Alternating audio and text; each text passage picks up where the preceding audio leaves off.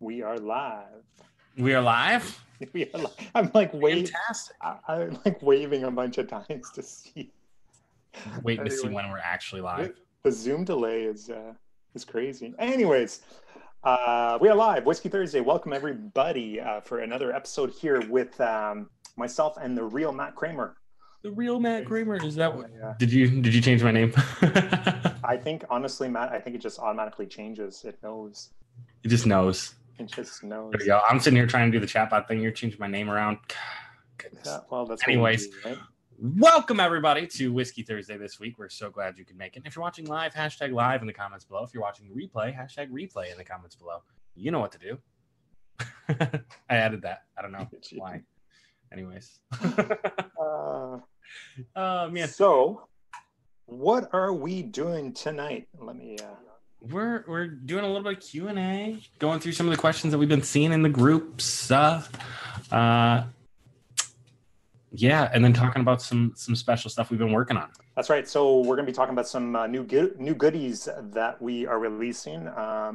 And there goes Matt's chatbot spamming here for everybody. There it is. You'll get another like if you don't click. But so tonight, a little bit of Q&A. We're going to talk about some new goodies that Matt's been working on. Some really cool stuff coming down the pipe here. We've got another announcement for June.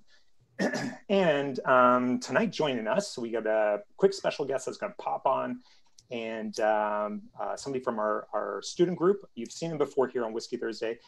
You've also seen him pretty active inside of the group.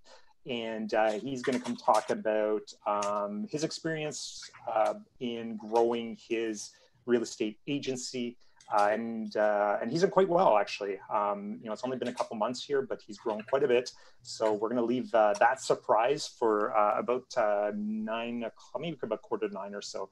Or 9 o'clock, so about 20 minutes or so, and so that should be exciting. I'm anxious to chat with him, and maybe he'll give you some pointers, Matt. There we go. I can use them. I can always use pointers. That's right. I did also just throw the link to the chatbot. So if you do want to be notified when we go live, notified when we have new offers, new whatever, make sure that you are signed up on that chatbot. Obviously, that's how we communicate with our beta group, as well as when we're going live with special guests, Whiskey Thursdays, special lives, whatever. So if you want to be notified. Free training. We basically notify through that chatbot. So Yep. So like that comment, click the comment, and sign up. I'm just kidding. But for real, sign up. Do it. It'd be good for you. Awesome. Good stuff. All right, Matt. So what do we start with? What are you drinking tonight? I'm actually going with wine. Are you really? Yeah. Well, same thing. Yeah. No, as usual. As usual. And tonight's going to be a light night for me because last week I think I'm still recovering. Still recovering? Yeah, I know how that goes. So for anybody who was on Whiskey Thursday last week, I think we went on for 2.5 hours. Went through all kinds of stuff, shooting the shit. And then, of course, we get off the call. Matt wants to talk for the entire night. So I think we were up till 2 o'clock in the morning. I know you weren't feeling well, and I don't think you remember part of that night. It's very possible. Yeah, it's very possible.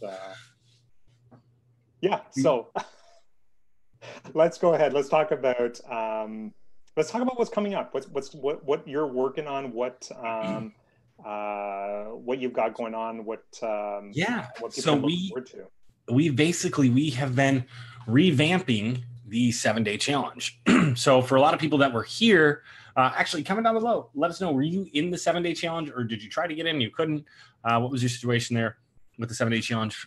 Because we've had a ton of people try and get in recently, and it's been closed down. And so we were like, all right, let's bring this back up, let's get it going, because it's got such demand just to be a part of it. So that is something that we are revamping right now, and it's going to be pretty epic. We're adding a lot to it. We're changing some of the intro steps, right? So why don't we cover this before we go there? What is the 7-day challenge, right? So the 7-day challenge was something that initially was created by me for the real estate group that I was running for real estate agents. And it worked amazing, right? So all these agents are coming in, they're getting into this bot, and they're going through basically a course that was done through chatbot. So it was really cool, and getting massive results in their business. We had somebody close deals their first week, and that's as an agent. They typically have a 90-day sales cycle, but because they were using the techniques that we were talking about, they were able to actually get a deal closed in 7 days. Now, a lot of that was luck, but it was still pretty cool. And then a lot of agents that were actually doing the steps were getting anywhere from $10,000, $20,000, $30,000 in commissions lined up just from that 7 days worth of work. So Shane says, how do we make this work for marketers? And that's where we went to work on it. And we started creating the 7-day challenge for, real estate marketers, not real estate agents.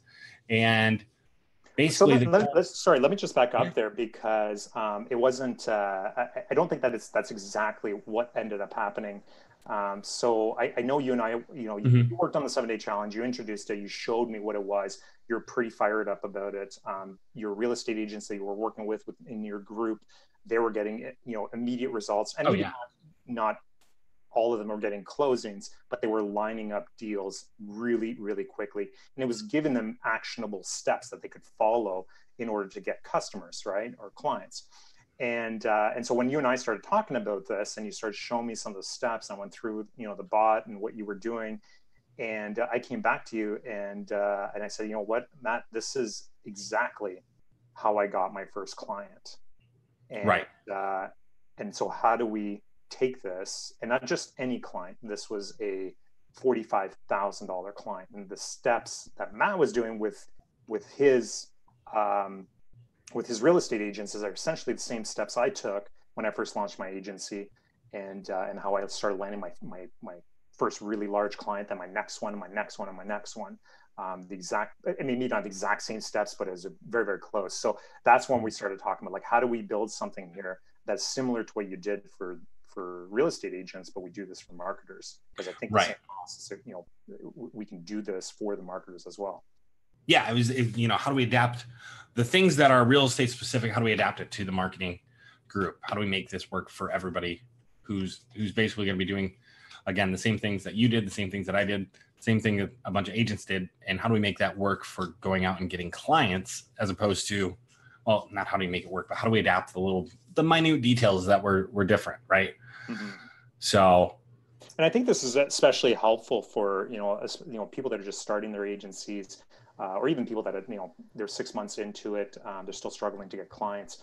The process, I think there's a lot of things. It's a process that a lot of people forget that they can do, right? And so there's so much information out there about cold email, cold calling, and running Facebook ads, and all these other methods, and there's a lot of noise out there, and people spend a lot of time putting this stuff together and train, and there's a lot of trial and error, and this is just a really simple way to go out and start talking to people. Yeah, and for those of you wondering, as far as how much it's going to cost, we should talk about a little bit of the stuff it's going to be including, but the launch is going to be free. So I'm waiting for the price. The launch of it is going to be free. Can we talk about this being free? So. I know, right? Yeah. The launch of it is going to be free when we relaunch version 2 or whatever you want to call it, where we've gone in, we've updated things because things have changed, right? So different pieces of Facebook. I think the other thing too with the initial 7-day challenge, part of that was really a it was the first version of it. There were some issues that we didn't anticipate. There were changes that we weren't anticipating with some of the platforms that we were working with. The other thing too is that we're able to get feedback from the marketers that joined. I think we had like 280 people that joined the challenge. Like when I look at the email list, it's a big list. And I think nope, it was 412. 412. Okay, so 412 that joined. That. I say it was 412 that actually joined it, and then if I go here, it was 739 that attempted to join it. So that's why we were like, okay, we should probably redo this and get you guys in here so you can get the benefits of it. Yeah, and I think so from that, I think we learned, some of the challenges that marketers were running into, pieces that were missing. People were asking for scripts and what to say for at certain steps and certain tasks. So all of this is being fixed inside of version 2, and we're hoping that people will run through. One of the big problems that I think we saw in the first challenge was that people were getting results in the first couple of days, and then they were slowly, a lot of people drop off on day 2, a lot of people drop off on day 4. So it's really important to keep going through each one of them, because as you go on progressively, it gets harder and harder. The tasks are harder, and there's certain things in there that most people don't want to do. But at the end of the day, you're starting a business here, so it's like this is a really good option for you to go out there and start talking to a lot of people. Absolutely. And we've added some crazy stuff. And I know we didn't talk about it a lot of time, or talk about it a ton last time. What we're actually giving out inside of there for people to use to go and get clients. And actually, we've only got like 5 likes. So if you guys want to hear more about this, comment down below, keep going, like it, heart it, laugh. Who's with us tonight? Let us know. Let us know if you're here. Let us know where you're watching from. Let's see. I'm loving it myself. Here. I don't usually do that, but we got Matt here. Emiliano, what is going on? Watching from Argentina. This Va is here. How's it going? Brent Sexton is here. Joe is here. What's going on? Brent says already showing in homes. I've been licensed for 10 days. Good Love it.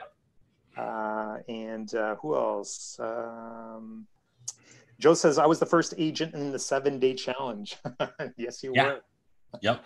They got results for that too, right? So I think, I don't know. You tell me. I believe so. I forget exactly. I mean, there's a lot of people who got results in that. I would have to go back and see exactly who got what results, but there were a ton of people getting results. Olivia. Olivia's here with us. How's it going, Olivia? Matthew. So Matthew, I always have a hard time with Matthew's last name. So it's Matthew Mangui. Is it Manguieno? I like the reason why I have a hard time, Matthew, with your last name. I'm really sorry about this. Is because my wife's last name is Manguino. So I'm like, so every time I see your name, it's like, hey, it's Rochelle's relative. So I'm pretty sure Matthew. Sure. Yeah, no, I'm sure he's Filipino too. So good to see you, Matthew. Sorry about the last name thing. Alex is here. What is going on? And we've got Yuri. Gustavo's here. What is up? Brad is here, and that's all I got. So Howell, Michigan. Nice. Not far. Gustavo's in Mexico. Nice. Love it. We're being watched all over the world. No. There you go. Lucky you, man. People come from everywhere to see the real Matt Kramer. There you go. Marco, what's going on? Aaron, Emiliano. Anybody we missed, what's up? Let us know if we missed you, or don't let us know that we missed you and just say hi. Don't make us feel bad. No. But so one of the cool things that we give you throughout this, right? We actually give you 110-page slide deck. Yeah, it's a massive slide deck that goes along with it. Yeah. Massive slide deck based on basically what you can do is you would hold a live, not to give away too much, but you're going to hold a live, okay, at the end of the 7-day challenge. And we're going to help you get a bunch of people to it. In the live, you're going to walk people through how to do Facebook ads. And a lot of times when people see that, they go, oh, this is really confusing. I don't want to do that myself. Let me hire you, right? So just to recap, the 7-day challenge, short challenge, 7 days of action taking to get your business off the ground and going, get your agency off the ground and going, or if you're already going, just give it a little adrenaline boost, right? So just a shot to the chest to give you a little bit more, to keep going, to get some more clients and to grow your business and maybe learn some techniques that you're not already using. So with that being said, again, that slide deck that's at the end, I hear my kids giggling and laughing upstairs. The time change keeps them up a little later. But anyways. Are they laughing at you? I don't know what they're laughing at, man. Very possibly. But anyway, so the slide deck is going to walk people through how to do Facebook ads on their own. Again, a lot of them are going to say, no, I don't want to do this. This is way too hard, right? Because we're going to show all the details. We're not going to walk you through like, this is exactly what to press and what to do. We're going to walk you through, here are all your options. Here's a couple of the things that I recommend. And here's how to do it, right? So you get this massive slide deck that you're able to go through, edit, customize, make your own. And you're going to present that at the end of the 7 days while we're helping you get people to go to it, right? Even cooler than that, something that we are currently working on that's going to be in addition to the last 7-day challenge, we are going to be giving you a pre-made automated client acquisition funnel. So something that basically you can show everybody this slide deck, you walk them through it, and at the end of it, you say, hey, if you're interested in learning more about this, go to this site, sign up right here, and we're going to get in touch. We're going to have a call, and we're going to see if this is a good fit for your business to help you generate more business. So if you guys are pretty stoked about getting an automated client acquisition funnel, or client acquisition funnel, whatever, something to help you grow your business that you could potentially run ads to if that's what you wanted, let us know down in the comments if that's something that excites you. If not, we can cut it out. It's not a big deal. Just let us know, right? Yeah, we don't have to do the work. Yeah. You don't want to just say it. Forget it. Yeah, so that's one of the major additions to the 7-day challenge is the acquisition funnel. The other, I think, major changes to the 7-day challenge is a little bit more because I think a lot of people got confused about the 7-day challenge, how to get people there, what type of people you want to reach out to. So that's a lot more clear this time around. We're also focusing a little bit more on scripts as well, because there were a lot of questions about, what am I supposed to say to these people? How do I pitch them? What am I selling?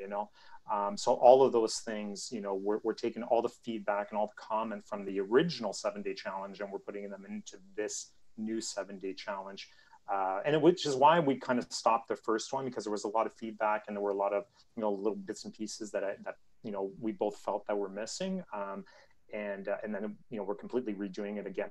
And the nice thing about, I think, the 7-day challenge is, number one, if you're a new marketer, a new agency owner, you want to get into this, you're not really sure how to go out and find clients. This is a really easy way to at least get yourself out there, start talking to people, and start getting clients, coming to you. And so that's one thing. The second thing is a lot of the pieces that are part of the 7-day challenge, if you're an agency owner that has, you've been in this for 3 months, 6 months, even a year, and a lot of the stuff that's in the 7-day challenge, we still use, the concepts we still use today, right? So a lot of that stuff you can reuse over and over again, maybe not in a 7-day period, but certainly, the ideas and the concepts behind it, you can continue to use with your agency to continue to grow it, and make that, another acquisition, another client acquisition, task or whatever that's part of your business to keep growing. Yeah, exactly. Umar says he's about to, I hope I spelled or said that right. But Umar says he's about to close a client. Meeting starts in 20 minutes. Love it. Great luck, man. Let us know how it goes. Donald says, I'd love an automated client acquisition funnel or automated client funnel. Is it customizable? Absolutely. We wouldn't make something that was just, not going to work awesome for you. So I think anybody who's purchased any of our stuff, had any of our free stuff knows, like, when we put something out, it's going to be pretty sweet. So, well, the first one I thought was pretty epic. I mean, for people that took, like just the entire, the process and the chatbots, the videos that came with it, just the way it was structured with, the wins posts and, getting people involved, like all the members involved and cheering you on and all that stuff. Like, I think the original one was really well laid out, and you did a great job at that, Matt. And I think that's what made it really powerful as well. Again, it's just, this time we're just kind of fixing it a little bit to make it even better than the original one, so that people, can get really good results from it. So yeah, let me see if I can find some of the comments from this. Let's see, where's it at? While you do that, I am going to go ahead and answer. Okay. Alex got a question here. He says, Shane, hey, quick question. Where do I find the video you created on how to run video ads for condos with blacktop and bottom that converted using Canva? And I have ScreenFlow. I'm creating ad now. So are you just asking for the video on how to create the actual image, because if that's what you're looking for, I believe I posted that inside of the student group under tips and randoms, or not the student tips group. And randoms. Yeah, tips and randoms. Love it. I didn't know where else to put it. Let me double check where that is. Let's see here if I can find it. But yeah, I'm pretty sure I put that in there. So basically a video that steps through like the grid style image and how we put that together inside of Canva. I think that's where it is. But otherwise, I don't think I have any other videos that step through that specific campaign with the condos and stuff. Matt, while I find that, oh yeah. So here's some of the stuff that I found, right? So we've got, someone says they had, let's see, how many referrals? 8 referrals that they received in the first couple of days of the 7-day challenge. 8 referrals of potential clients.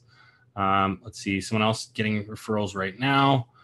Someone else, 24 referrals. Oh, do you remember that? Someone got 24 referrals, and that was Alec, right? Yep.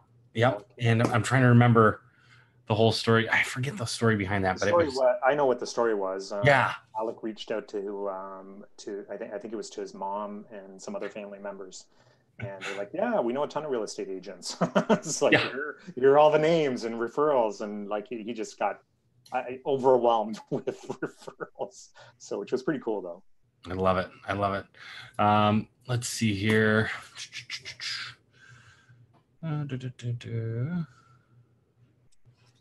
Go through here. There was a bunch of them. I know. That's what I'm trying to read through and see book sales calls, multiple referrals, 10 referrals on day 2.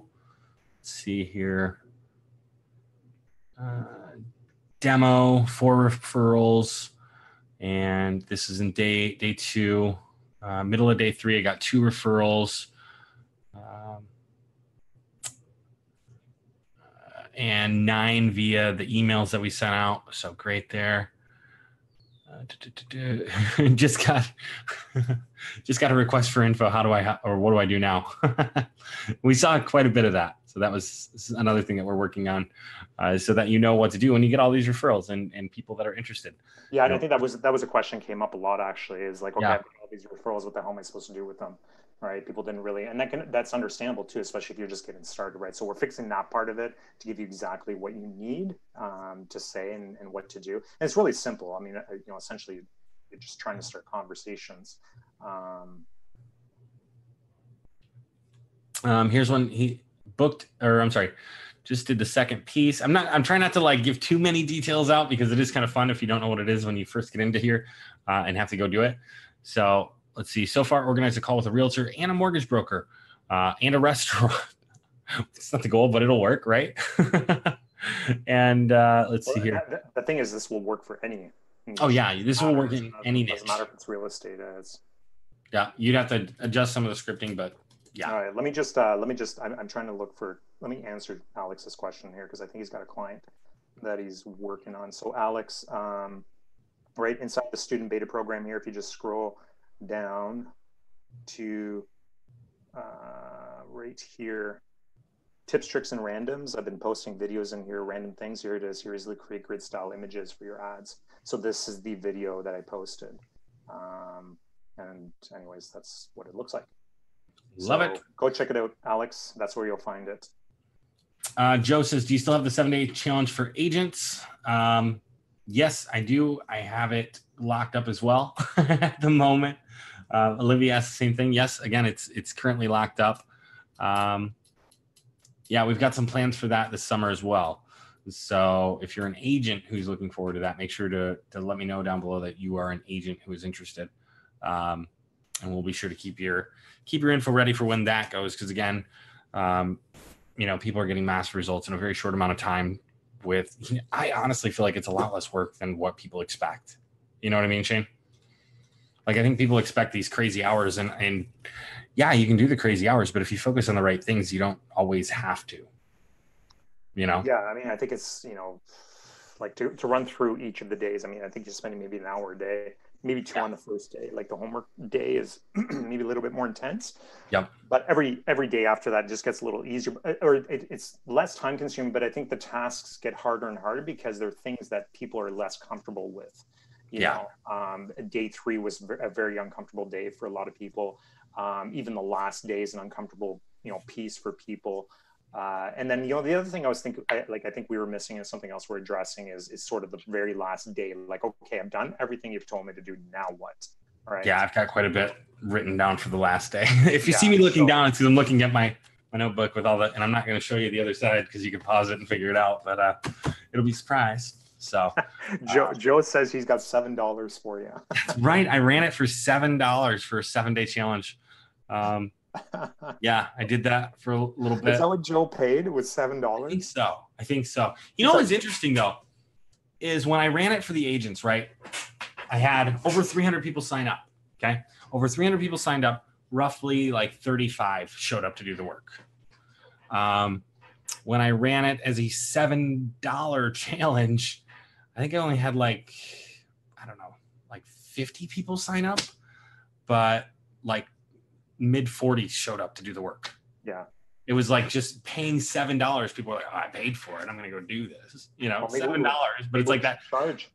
Maybe we should charge for it. And then $1 a day. No, they charge them $7 or, $47 and then refund them on day 8. Here's the trick. There is no day 8. You caught that, right? Shane, you dog, you. And the last day, when you reach level 4, we'll refund you. Level 4. All right. So that's coming, guys. That's, we're working on it. We're putting it together. And I think there's going to be a lot of great content in that. And again, not just for the 7-day challenge, but just for you guys to be able to use and use inside of your business. Yeah, I mean, it's basically business strategies in a box, right? It's the daily activities that you need to be doing to grow your business, right? I mean, that's probably the best way to say it. It's going to fill your pipeline. That's the goal of this thing, is to fill your pipeline with potential future customers and clients. Hopefully you can close some during the challenge. Not everybody's going to, but I know there's usually, 5 to 10% of people that are in these things that are getting the massive results. They're definitely going to be closing some deals.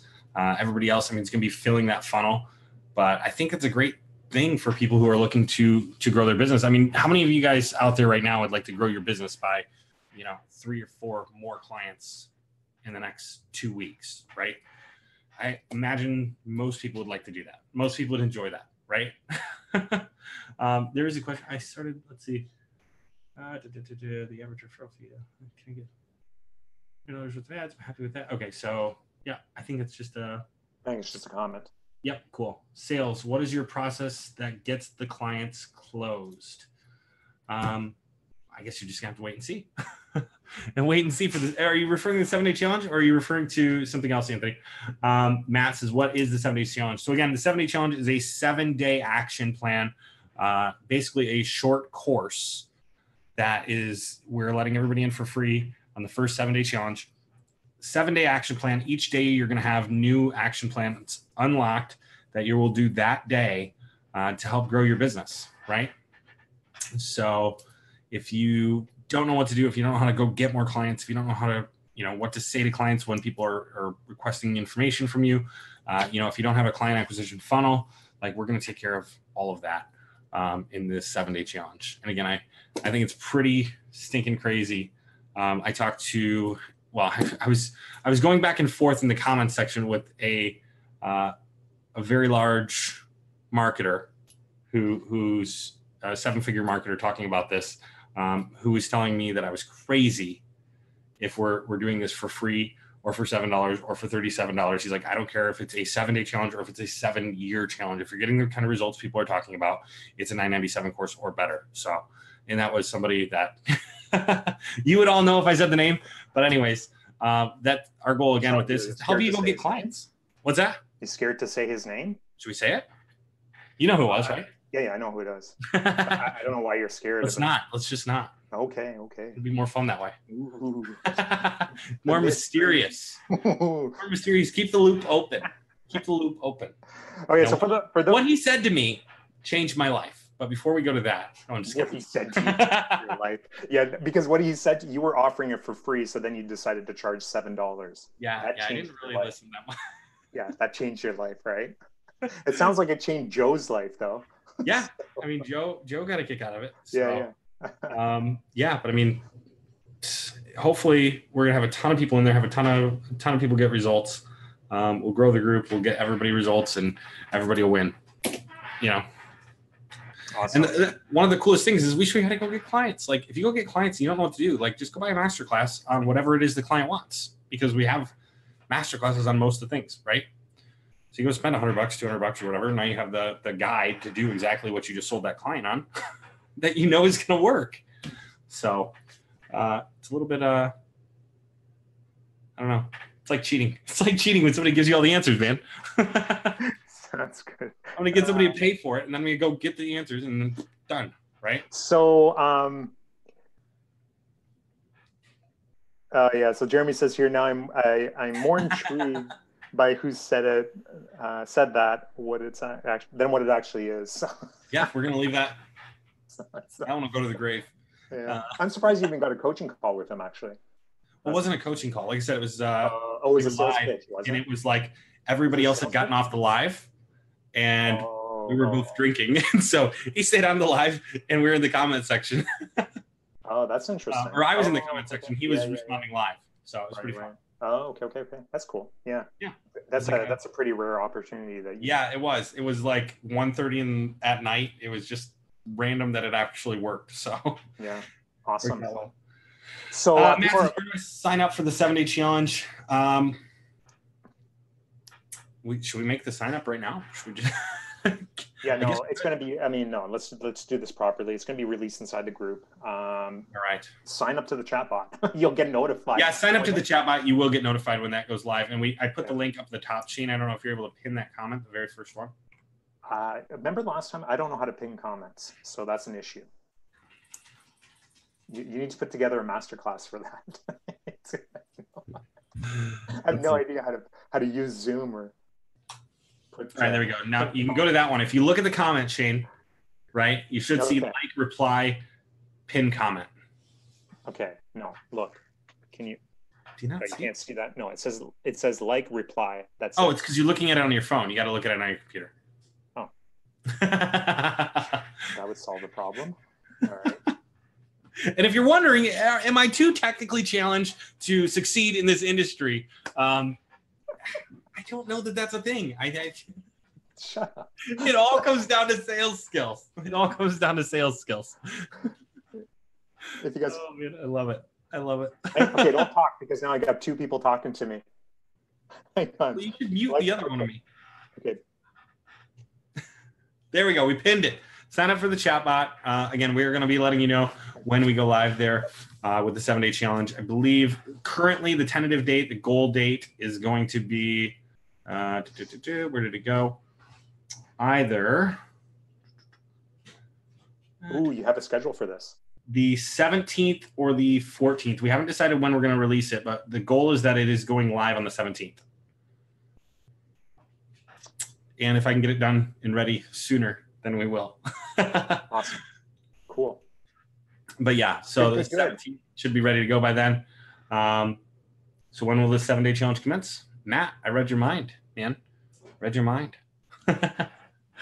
It's okay. You guys are actually watching the past. We're in the future, so we know what's going to happen. So just because of the delay from Zoom.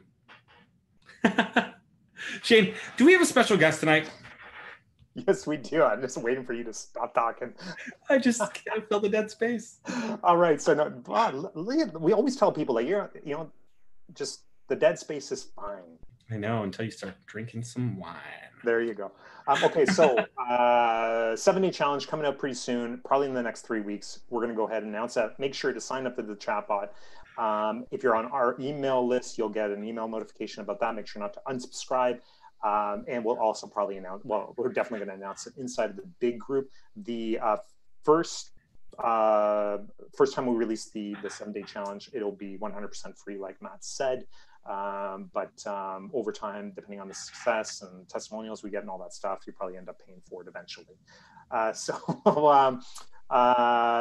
with that, next, really quickly, just another announcement here, just so the people that are watching know about the next masterclass that's coming out. So if you're kind of new to the group and or you're just tuning in, and this is your first Whiskey Thursday, a lot of times, usually once every 6 weeks or once every 8 weeks or so, we do a masterclass. So we bring on an expert from a specialty niche within the real estate industry. They come on, they teach something for an hour, 2 hours or so.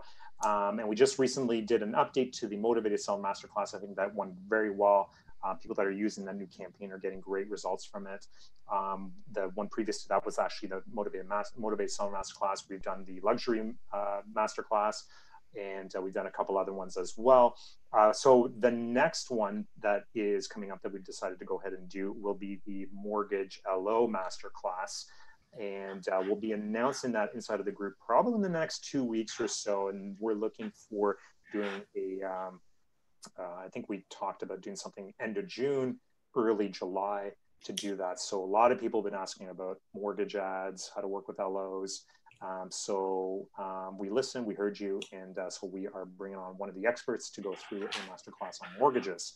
So that should be pretty cool. Man, all of these announcements, all of this awesome news, and like the engagement, it's like, beep. Well, that's the way it is. I feel like we're on life support. Just people, help us out. Help us out. This is not your TV. You can talk to us. We will talk back with you.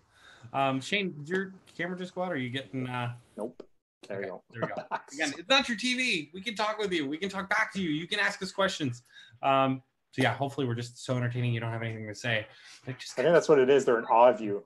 In awe of me, the real Matt Graham. I doubt that's the case. All right, so that's it for the announcements. Okay, so we have a special guest. There we go. We got some lights coming in. Thanks, guys. Really quickly before we bring on our guest here, Olivia says yes, she's been waiting for the mortgage and LO master classes. Absolutely, and there's a lot of people inside of our student group that's been waiting for this. We've got a lot of people inside of the big group that have been asking about this as well. In fact, when we did the poll the last time, people were asking for either Motivated Sellers or the mortgage masterclass. So we decided to do Motivated Sellers first because it's something that we wanted. So we get to decide, which is nice. So, Matt says here, Wes. Wes says, came in late. It's a 7-day challenge. You're talking about the same one in the beta group. No. It'll be much different. No. It's going to be not much. It will be revamped, upgraded, and spit out as something amazing that's going to set you up with the balls to the walls action plan ready to go. Spit out balls to the walls action plan. Okay. Why not, right? Hashtag balls to the walls action plan. Yeah. There we go. Thanks, Matt. There you go. We have no children watching tonight. Matt asks, any advice for signing my first client? As set poor expectations for my first agents, but I have a contractor getting 50 to 100 leads a month with a conversion rate of 2% on those leads. My first piece of advice would be set better expectations. But Shane, what do you have? That's always the biggest thing is that just setting the right expectations for clients.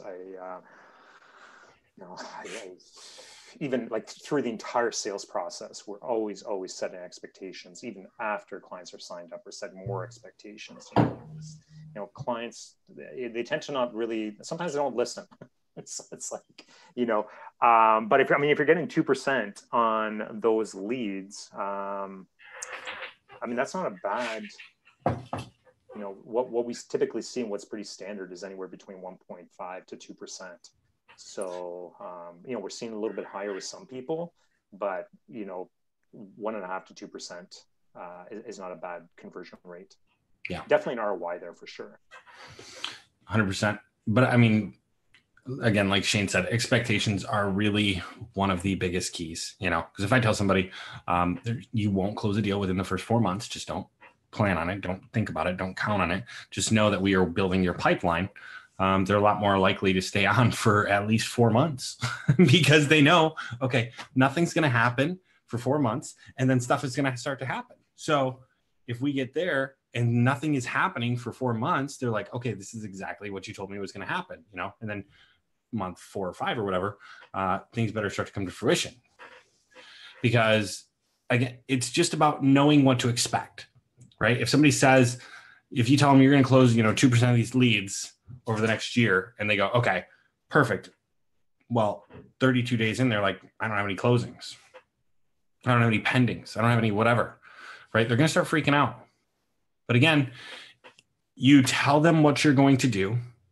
You make sure they understand what to expect of what you're going to do. And then you do that thing you told them you were going to do. Oh, and then along the way, you remind them, I'm still doing that thing I told you I was going to do. So still expect things to stay the same as I told you from the beginning. Like that might be a little bit confusing, but pause it, go back, replay it, and that will save you hours and hours of headaches. Yeah, and the other thing too is if we have to get our guest on here because we're running a little bit late, and I told them 8:45. But Matt, if you stick around to the end, if we have a little bit of time at the end, I'll show you. I'll show you one of the tools that we use to figure out pricing, conversions, things like that. Maybe we can pop it up here on the screen and show you that. That'll give you some ideas as to how you can price things, how to set your expectations, and how we do it with our clients. So stick around. Like I said, if we have a bit of time at the end of this, then we'll do that. And if you're still here. So if you're not here, I'm not showing it.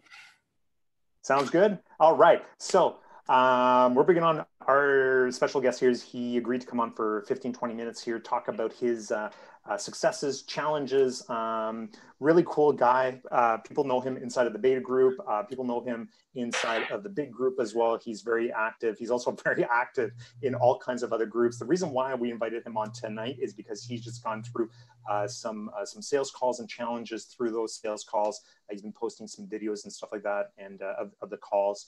And and he's a fun guy to have on. We're also going to talk to him about what he's done to go from nothing to he's going to be hitting here $5,000 a month, which is for his story is pretty interesting. So I'm going to bring him on here. I'm going to shoot him over a link, and we're going to welcome him in here. Give me 2 seconds, Matt. Your turn. My turn. We're you're gonna fill in the awkward silence now. We're gonna get him to tell his story a little bit, right? Absolutely, 100%.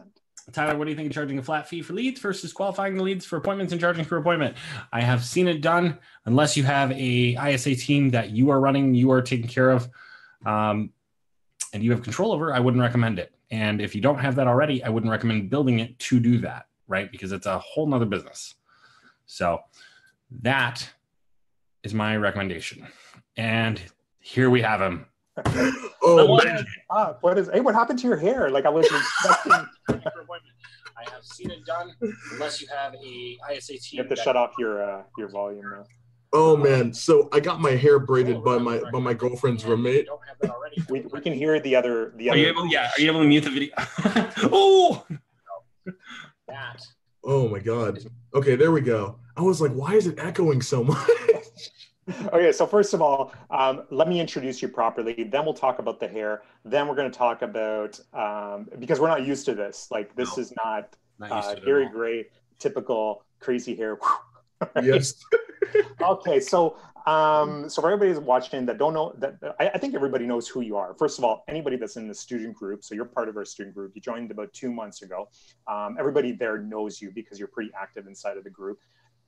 You're pretty active inside of the big group, the Real Estate Marketing Conversion Mastery. But not only that, you're active in like every other real estate group out there because part of your strategy is, let's call it not spamming, but close to it, the other groups. Towing the line as a spammer. So, so just, I don't, I have a good idea of who I have on the live here, but if anybody that's, new on the live that's just starting out,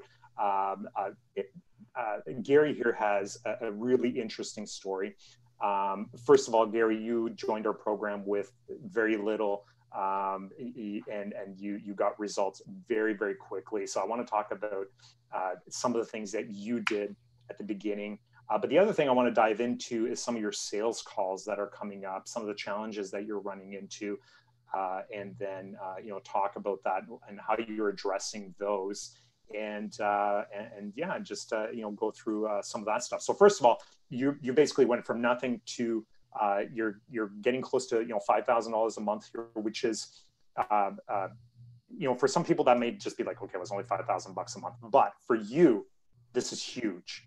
And so tell us the story from like when you started. First of all, the other thing too, for people that are watching, you're only 19 years old, which is insane. I have 2 gray hairs. Yeah, it's crazy. You're 19 years old. So take us back to like at the beginning there, where you were like, just starting out and struggling, and what was going on in your life. Yeah, well, I'll tell you, my hair didn't look like this. I did this for fun. my girlfriend's roommate was like, "Hey, let me braid your hair," and I was like, She was like, "You have a fresh haircut. Let me do it." And I was just like, "Okay, great." So now got the whole look going. Got a little mini ponytail in the back, but I started doing marketing. Like honestly, how everyone else did. I saw the Ty Lopez thing, and I was like, $1,000 to $10,000 a month from your laptop. That's crazy. And I got into it, and I've been doing it for about, over a year and a half at this point. I've been working with agents for a little bit over a year now, and I kind of fell in love with it because my first ever paying client was an agent. It was funny. I was telling Shane about this the other day. I was at a point where I was living with my ex-girlfriend because me and my mom had a bit of a falling out and all that, and I had like $7.86 in my bank account, and I was like, shit, I gotta make some money, because I was like, my car insurance is due in like a week and a half. So I just went back, and back in the day when I used to do cold calls, I just banged out a bunch of cold calls and got my first paying client, which is a realtor. She paid me like $400 at the time. I was like, $400, holy shit, this is more than I make in a week at Best Buy, because I had just quit my job at Best Buy. But I fell in love with it, and I was like, and my first real estate ad ever was for her. I went and spent like 10 hours making a seller's guide, because I was very misguided and thought that seller leads were going to be cheap. And we went and did a ClickFunnels landing page, all that kind of special stuff. I got her 3 leads, and each lead was about $100, and none of them converted. Not a single one converted. I think she got just voicemails for 2 of them, and one of them was just basically like, "Yeah, go away. I don't want to talk to you." Was like, that's an interesting thing. Like, you almost wonder, was there a perceived value? Like, these were $100 leads. Are these better? Yeah, I was like, dude, $100 a lead. I was like, these are seller leads. Like, she's gonna sell 3 homes now. Because I didn't know shit about conversion rates. And I was like, dude, she's really good at her job, which, like, she's fantastic at her job. But I was like, she's gonna sell so many homes now. It's gonna be great. And then, none of them panned out. And I was like, well, why? They signed up. Why'd they sign up if they're not going to sell with her? But then, I got into it and learned more. But yeah, I was kind of at a pivotal point where, I had one client on a retainer. I still have her, one of my favorite clients. But she's paying me $500 a month. And I was like, look, like, all the money that's coming in is just paying my bills. Because I was like, it's paying my bills, and that's kind of it. And otherwise, I had to dig into my savings and dig into everything else and use my credit cards and all that kind of stuff. I never really gotten like huge credit card debt. I was never in that kind of situation, but you had $7.86 in your account, and you bought the student or the beta course. So no, well that's no, God, sorry, the timeline is messed up. No, that was just way early. Right. No, with this one, I think I bought the beta course. I think I had about $200 in my bank account. 200. Okay. And, oh yeah. So anyone who's watching this, don't follow in my footsteps. I always tell everyone this when they DM me, because they're like, "Oh, how'd you get started with this? It's crazy. Should I sign up for the beta course?" I'm like, do not do what I did, because I went on discover.com and I said, I'm getting a credit card today. And I went and applied. I got instantly approved for a $1,500 limit. And I was like, perfect. So it came in the mail, and literally the moment I opened it up, I went and plugged that card in, and it didn't work at first. So I had to message Shane, and I was like, Shane, let me PayPal you, get me in now. Oh, that's funny. It was mostly because, like, I'd already sold myself on buying the course anyway. And I told Shane that before. I was like, when I set my mind on something, I will do it. And it just has to, like, literally make sense to me and be feasible for me. And with that, I was just sick of it. because I was like, I'm beating my head against the wall. I'm calling these agents. I'm messaging them. I'm doing all this stuff. And when I get in these calls, they're either going to no-show, or they're not going to be able to afford it, or they just don't want to work with me. So I found that my missing link was just, truly investing in myself, because otherwise the most I had spent was like $20 here and there on a Udemy course. That was the first ever thing I ever bought. For my 18th birthday, I went and bought a Udemy course on social media marketing. And really, I was officially a social media marketer and all that stuff. And it was fun. But I got in, and I remember just talking to the people closest to me, and they were like, you can't fuck this up. They're like, you can't fuck this up, dude. Like they're like, you literally just got a credit card and spent over half the limit on it in less than a minute of you opening it. And that's a big risk too, right? I mean, there's a lot of crappy courses out there. There's a lot of crappy, coaching and stuff like that. I mean, for you to do that, and you didn't really know who we were. I mean, you were part of the group and stuff like that, but you had no clue. You and I talked a couple of times, but that was it. Like, you didn't know what to expect when you got into this. What I find really interesting about, sort of where you started and where you're at now is the action you took. Like, you got into this and it's like, I just spent another $1,000 that I don't have.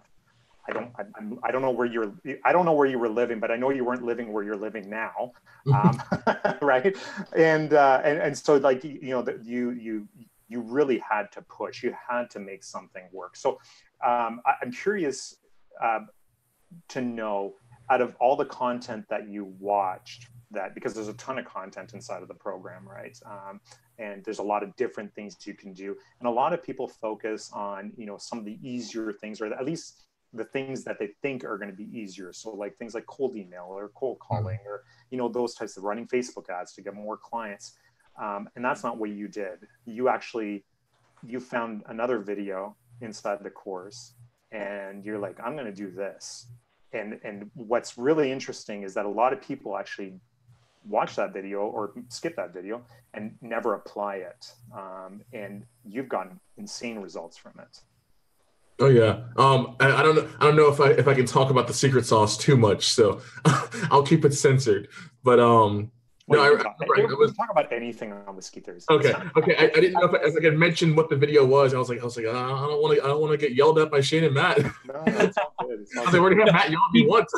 keep that hook out there. It's this one video that Gary's entire outlook went from $200 in his bank account and over $1,000 in credit card debt to where he is. No, I'm just kidding. I'm kidding. No, I mean, honestly, that is what it was definitely, obviously the content in there. I mean, God, the first legendary October 3rd masterclass ad I ran got 292 leads in 3 weeks and brought that agent 2 closings. So that was definitely one. I mean, when I got in there, like I said, I'd already sold myself on everything because I had seen you guys' stuff, and there are a lot of crap courses out there. So I was definitely checking in and seeing your testimonials and all that kind of stuff and asking people, because I was like this is $1,000 I'm about to drop that I don't even have, and this better damn well be worth it. Because I was like, it's ultimately up to me, because I know people who've made a lot of money off of Ty Lopez's course. Cough cough. But I had some Ty Lopez stuff. He's got some good stuff. There's no doubt. He's got some good stuff. I'm not gonna hate on it. But I was like, I want to make sure I'm making a good investment, and I just felt like I was. And also, it definitely helped that you guys aren't pushy. You guys also, just from you posting the discovery calls in there more recently, or if you had them in there before, I can't remember. There's so much stuff being added in there all the time. I can't keep up with it anymore. But you guys weren't pushy about it. You weren't like, oh, you're going to be a failure if you don't sign up for this. Oh, you're a dumbass. You weren't trying to push me into it. But, I know that I could tell that you guys knew that there was value to it. And just from looking at your content and, progressively just selling myself on it, that's when I messaged Shane. I was like, I'm buying this. Give me the checkout page. And I think when we had talked before, like he was like, here's a link to the checkout page whenever you're ready. And I was like, bro, I'm ready. I can't check out. Take the PayPal now. But yeah, it was just it was really good because I remember like that video in particular that I guess a lot of people skip. I didn't know that. I was getting my hair cut, and I was just watching that video, I was taking it all in. I was periodically just going back and forth between my notes on my phone and all that kind of stuff. And then I was like, you know, I was like, if it's the thing that a lot of people don't want to do, then that's the thing I should be doing. Right. It was like, no one else would do it. I was like, it's the most passive thing in the world, but it is really active when you're doing it, you know, at least the way I try and do it. I haven't been as consistent more recently, but I've been making sure I get a little bit more consistent with it. Because like doing these Facebook posts and adding people and just like genuinely providing value. Like when I see an agent go and post, like the other day I saw an agent go and post, she posted a testimonial on Zillow, you know, a Zillow review, whatever. And I messaged her and I sent her a voice message because I was in the car, so I didn't want to send a video message. But I was like, hey, you know, you should turn this into a video testimonial. I was like, you should be standing out above every other agent and not just trying to blend in, because I was like, no one wants to read a Zillow review. I was like, it's great you have one. It was heartfelt and it was genuinely a really good review. I was like, no one wants to read this. People are lazy and they don't want to see this shit. So what you should be doing is giving them a video and that way they can understand what it was like to work with you and, you know, hear someone's tonality and really just get a feel for it rather than just, you know, here's a generic testimonial. I mean, my video testimonials, they sell a majority of the time for me. I mean, like one of my clients I just closed yesterday, actually, she was telling me like when I reached out to her, I saw she was running a boosted post and I sent her a video message. Like one of my notorious video messages. I was like, hey, I see you running a boosted post. And I literally told her, I was like, stop wasting your money right now. And that was my hook, because she's probably like, who the fuck is this guy? Like, who does he think he is telling me to stop wasting my money? But it got her hooked. And then I followed up with her like 3 different times. And she finally gave me, you know, the time of day. And we set up a meeting and talked and all that kind of stuff. And she was telling me when we got all the the Facebook stuff set up the other day, she's like, you know, I went and looked at all your testimonials on your page, and I went and looked up every single person who posted. And I was like, good. I was like, that's why I told them to put their first and last name in it. I want you to search them and see that they're a real person. Yeah, and you stuck to that process. Like, you stuck to it. So I love that, because a lot of people try and skip that, right?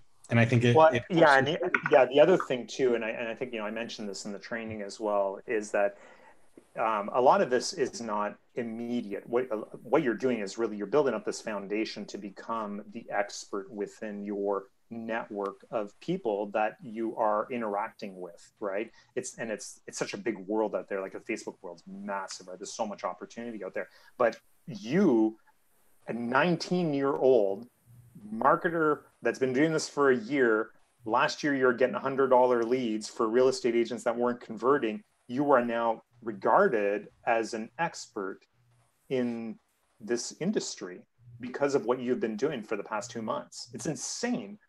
It's absolutely crazy. Now, I want to know so are you doing cold email like acquisition, or, you know, sort of cold email, cold calling, anything like that? I've been slacking with it more recently. That's actually why I posted about the virtual assistant earlier. I was like, dude, I don't. Wait, I was like, I you've done that, right? You have been doing some. You have done that in the past. Obviously. Yeah, I've done it in the past. It works pretty. Cold messaging, like I used to do. I think you probably saw me posting about it before. I think it was either right before or right after I joined the beta group. I was still doing it, and I was just sending more like cold video messages to more qualified prospects. You know, in theory, more qualified, and especially people who were running boosted posts. Even if they didn't respond to me, I still send them a video. And if they didn't respond, I would send them another video or send them an audio message and mix it up. Because one of the things I refused to do was just send them a normal text message, because it blends in. And I was like, there were times where I would send an agent, like maybe I would send an agent like a message just because like they ignored my past 3 or something like that. And I'll tell you guys a tip, you know, for me at least, after I get ignored like 3 times, I just have a field day. I just start having fun with the follow-up. Like there was an agent, I think I posted it. Your follow-ups inside of the group. I posted that in the beta group. There's an agent who, he's really good. He's here in Tampa, and I sent him a video message initially, and he ignored me. So I followed up with him like a couple more times, but he just kept ignoring it. So I think it was yesterday, I was at Chick-fil-A getting breakfast, and I sent him a picture of Chick-fil-A, and I was like, hey man, you want me to get you anything? And he was like, bro, you're baller. And I was like, you know, we'll be more baller, you signing up for a call with me. Book the call now. Well, so a couple things. I love it. So a couple of things here. Now, so you've done and somebody asked, what video was this? This was the Facebook what? All right, I say real quick, I forgot to mention this earlier. I want to mention it because we're getting into some really good material, some really good value. You guys, from now on, when you hear something that is valuable, that is gold, that is whatever you want to call it, it's going to help you. It's an aha, whatever it is, breakthrough. Hashtag gold in the comments below. And we want to do this so that when people have questions and stuff like that, they can just go search in the group hashtag gold, and they'll be able to find the comments at the certain point in the video and go back and watch that little clip to learn about different pieces, right? So hashtag part of the reason why Matt is doing this is because we went in the group earlier. Like, our group's 7,000 people now, which is unbelievable. Thank you everybody for helping us grow this group. It's amazing, and the members part of this group are just. Cheers to all of you. Yeah, all of you, absolutely, and thank you so much for helping us grow this. But Matt went in the group. He searched hashtag gold, and he found 4 posts. Well, and not only that, we're trying to figure out, does this work? We turned it on. The gold, like, there's no, like, this is crazy because I know the group, like, I know there's people in here. I mean, did you guys see? I don't know if you guys saw. What's his name? Oh my God, he posted his seller lead campaign. It's insane. Yeah. What was? Oh my God, I can't remember his name now. But basically, we're trying to help put a team effort of bookmarking the best content. So whether that's something that we mistakenly give away or no, I'm just kidding. It's something that we say. It's like, no. The point, Aaron, is that you need to hashtag gold when you get value, not just random. Yeah, we got a bunch of people saying gold. Hopefully they're getting the gold right now. But no, for real. When you guys hear something that is a ton of value, hashtag gold, we're putting a team effort in here to basically bookmark all the best information. So when people come in, we can just be like, hey, be searching hashtag gold to go find all sorts of tidbits and tips about building your agency in the real estate niche, or a lot of times this stuff applies to every niche. So, okay, cool. Listen, I told Gary 15 minutes. So what? Yeah, I told him 15 minutes. But it's Whiskey Thursday time. So like Gary knows Whiskey Thursday minutes are like 4 times as long as regular minutes. Oh man.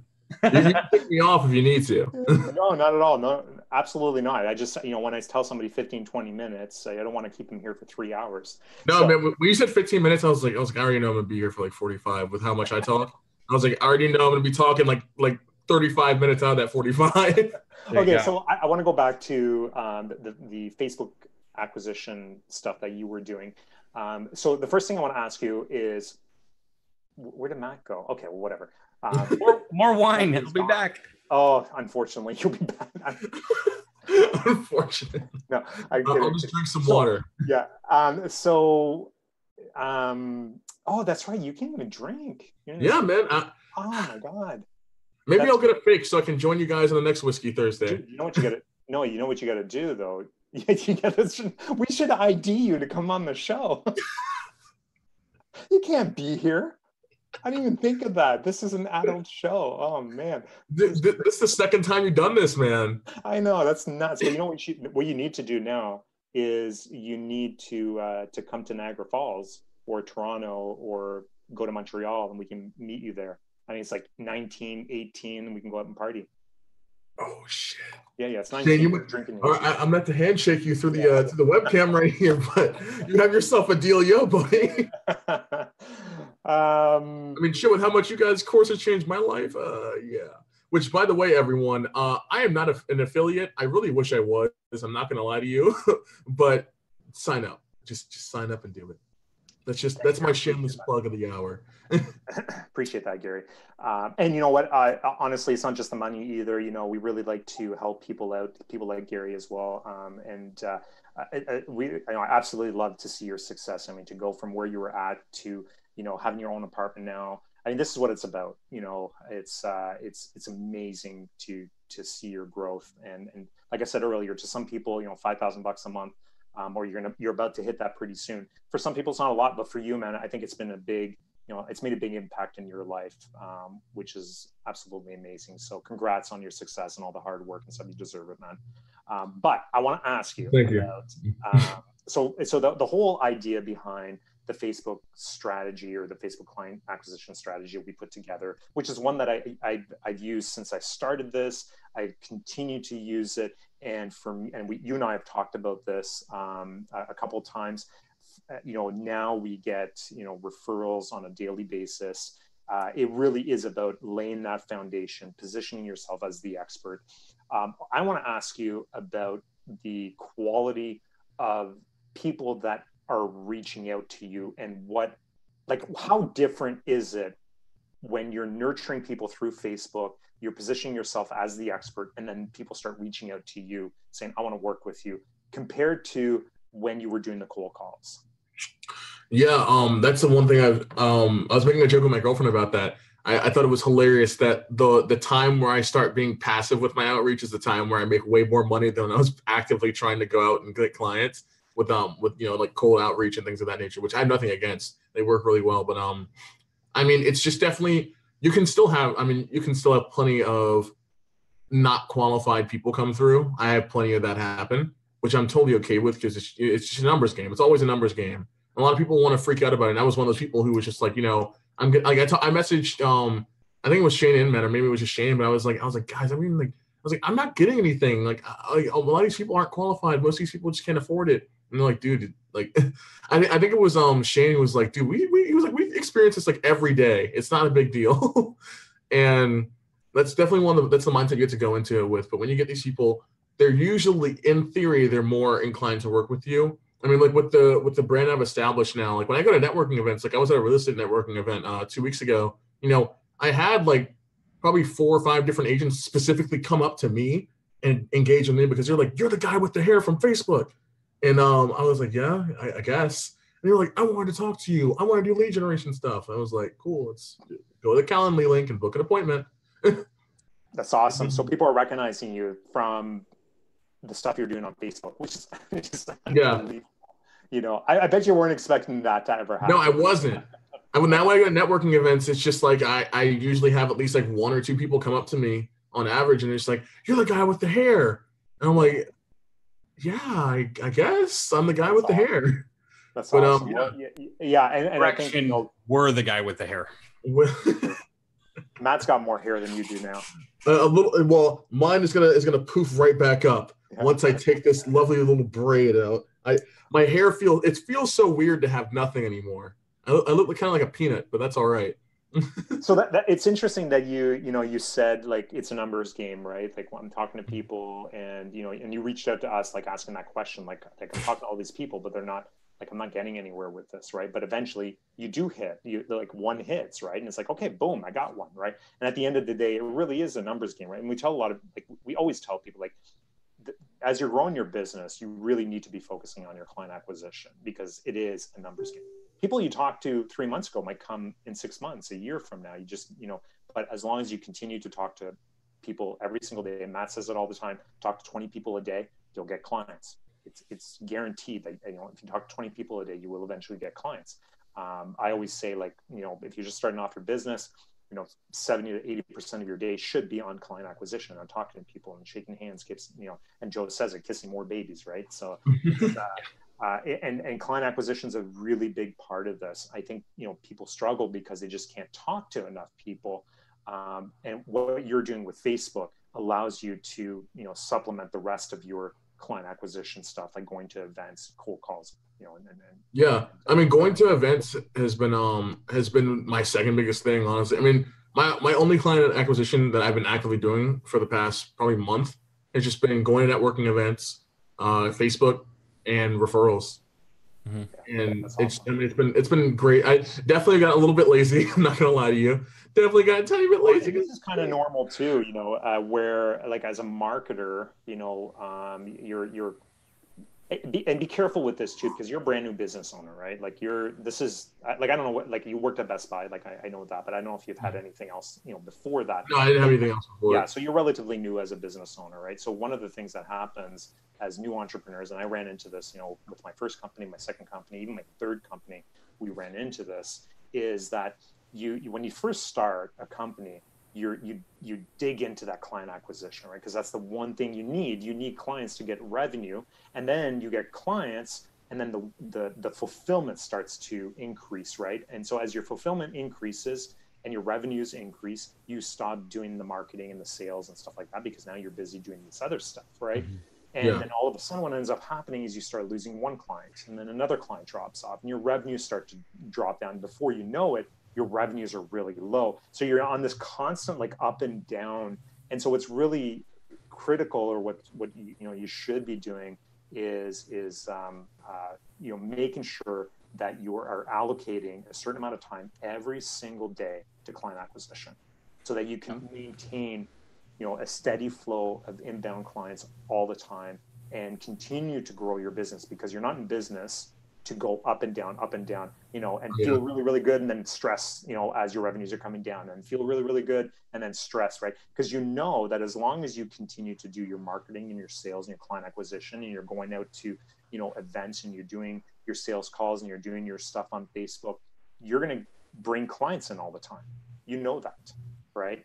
But as soon as you stop doing that, clients are going to stop coming in.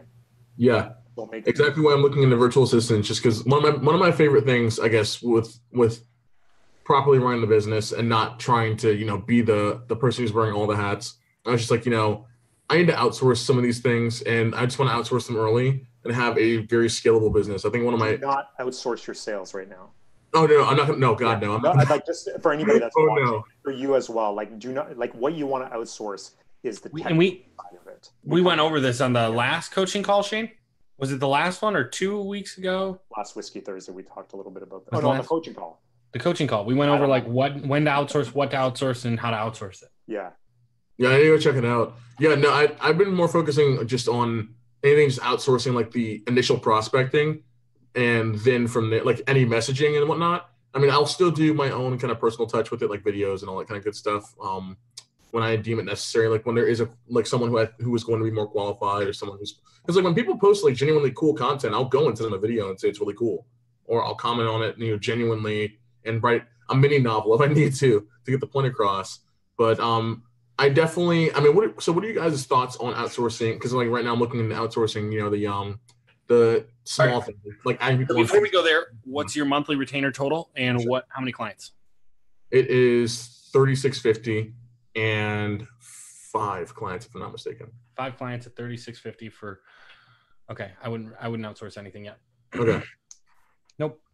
I would wait until he's going to do it anyways. I know he's going to do it anyways. This is what we do, entrepreneurs, man. We're like, no, but you have to learn. You're going to do it. I know that, because you're already feeling it, right? And you want what's happening, right? I know exactly what's happening, because I've been there. We've all been there. You want to increase your sales, right? And so you think the fastest path to that is to go out and hire somebody to make more phone calls, to do more emails, to do those things that you don't want to do, because that's the hard part of it. Right? Oh yeah, that's the annoying part. What you need, and this is just advice. If you're going to, first of all, we don't think you need to outsource. You should have plenty of cycles to be able to continue to do what you're doing and bring in clients, right? But if you are going to outsource the technical side of things, your administrative stuff, and focus. You're good at sales. Like, why would you want to outsource that side of it? Well, and just to confirm, $3,650 is your take home. That's your profit retainer, right? Profit's probably. I have to go and look at it. It's probably about like 34. 34. Oh well, I mean, real close. Yeah, I mean, you're really like Zapier and shit like that. Yeah, but and you're close here. Like, I know you're talking to a couple other brokers and stuff. Like, you're close to hitting that $5,000, $6,000, $7,000 range, right? So really soon here, you're going to bring on a few more clients. You're going to get really, really busy, right? Don't focus on the ad side of it. That's the stuff you want to outsource. Focus on getting yourself out there, talking to more people, going to the events, doing the sales calls, I know it's not fun, but that's the part you're good at. And that's the part that you need to master so that you could eventually outsource that. Yeah. I mean, part of it is just getting so good at it. You can train it in your sleep, right? Because you're going to have to, train somebody how to do this really, really well. You're still reading books on how to handle objections, right? So how do you teach that to somebody when you're still learning, right? And that's kind of part of, and I get it. I understand why you would want to, okay, if I just book my calendar with more people, right, I can get somebody else to do that for me, then, I'll get busy, I'll make more money and sign more clients, right? Like, that's the mentality. And I get that, because we've all been there, right? What's up, Danny? Danny Velez just showed up. What's going on, buddy? Danny, what's up? Welcome. Yeah, so I would not outsource this early. Number one, the profit margin's not there. If you feel like the money's burning a hole in your pocket, start running an automated acquisition funnel. Don't outsource this stuff yet because it is not hard yet. It's just you said all the stuff's on the last week's group coaching call, right? Yeah, we were talking about, yeah. Okay, perfect. I'm gonna go watch that shit as soon as I get off Whiskey Thursday. Yeah, and I mean also at what did you say? 6 clients at $36.50 a piece, or 36? No, 5. Or yeah, about 5. 5 clients, $36.50. Yeah, I mean I'd also probably start working on how to upsell those clients, right? How to get more out of the clients you already have. Oh yeah, no, there's like 2 in there who I'm about to really hit with some upsells. Good. And we talked about this last week when you and I got on the phone call too about leveraging your clients to get more referrals as well. Yeah. So there's a lot of opportunity there for you to do that. And I know there's there's a couple. I mean, we have a couple students inside the group where they're hitting close to 20 clients and they've just started outsourcing, but they're not outsourcing their sales side of it. They're just outsourcing the technical side of it so that they can focus on sales and grow that. Yeah, the technical, the administrative. I mean, it kind of like in this niche, it's a weird niche, right? And the nice thing is you can outsource pieces of it. You don't have to outsource the entire thing, right? So one of the very first things is for me is probably outsourcing your ads, right? Because that is in my book, it's very easy to teach. It doesn't take a ton of skill, not with what we're doing, right? Like if you have some unique stuff, then hold on to it.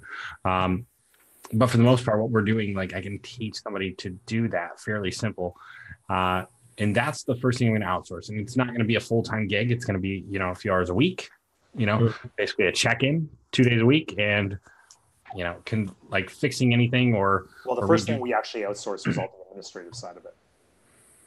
That's the first thing we outsourced. Yeah. So was that just like your Facebook ads, or was it just like the onboarding and things of that nature that you started? Just administrative stuff. Like for us, that's what we ended up doing, is just outsourcing administrative stuff, and then slowly, getting that person to do, a little bit more of the technical side of it, support stuff, possibly answering emails and things like that from agents, booking calls, those kinds of things, right?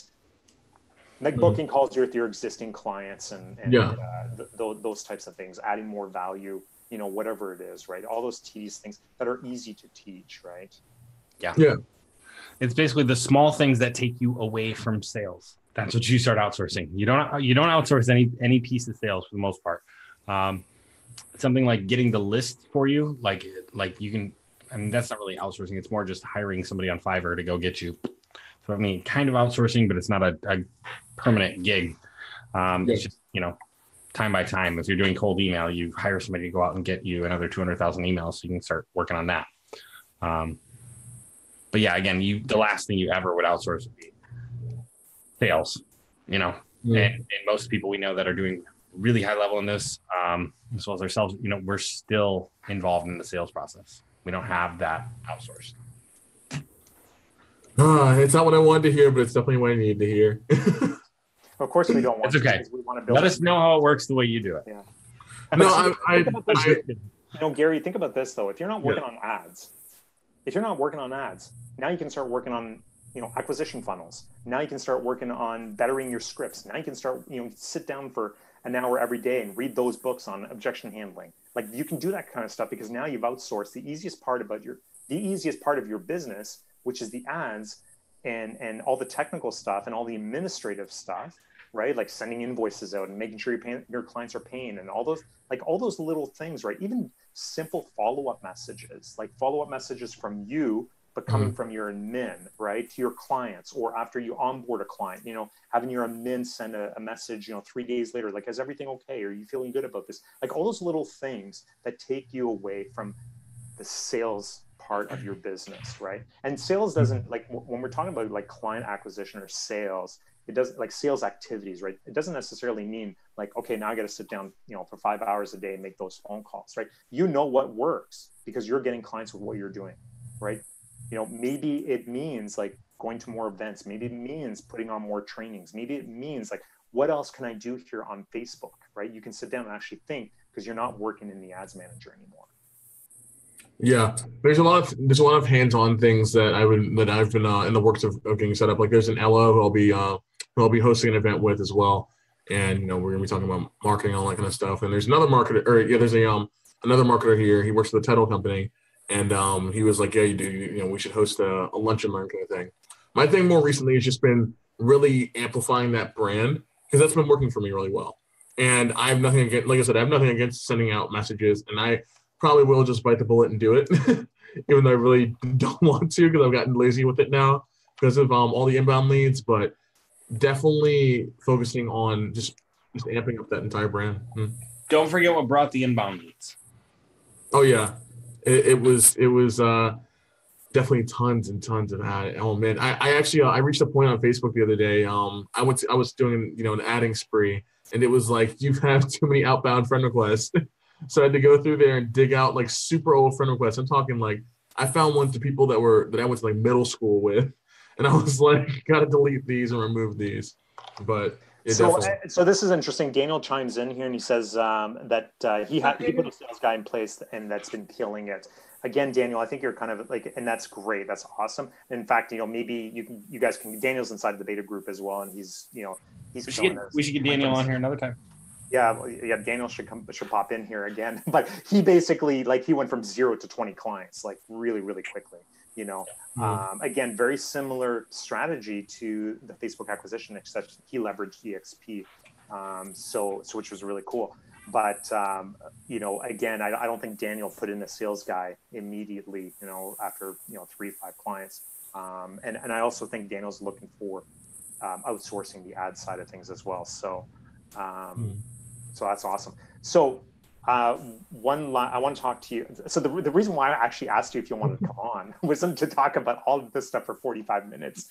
It was actually to talk to you about some of the challenges and the sales calls that you've been going through because you just posted one of your sales calls. And since we have Matt here, Matt's really typically pretty good with objection handling, and just talk to you about objection handling and stuff like that. So you're doing a lot of sales calls. You're basically going out talking to real estate agents, pitching your services. Give us 2 of the top objections that you're getting on your sales calls. Oh, you already know the first one I'm going to say. Yeah. I need to think about it. And before we try and fix that, and your response real quick is? I'm sorry, I'm going to chime in here. Matt, you got to go watch this video inside the private group because I personally think Gary did a great job at handling those objections. That was not scripted, man. I just gave him the real talk. I think there's a couple of things you can improve on. You and I talked about it a little bit. I think little things here that maybe might be able to get some micro commitments from him. I don't think the guy was ready anyways.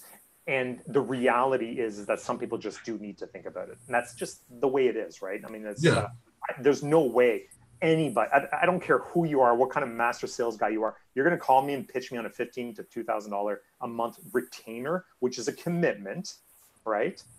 You're never going to close me on the first call. There's absolutely no way.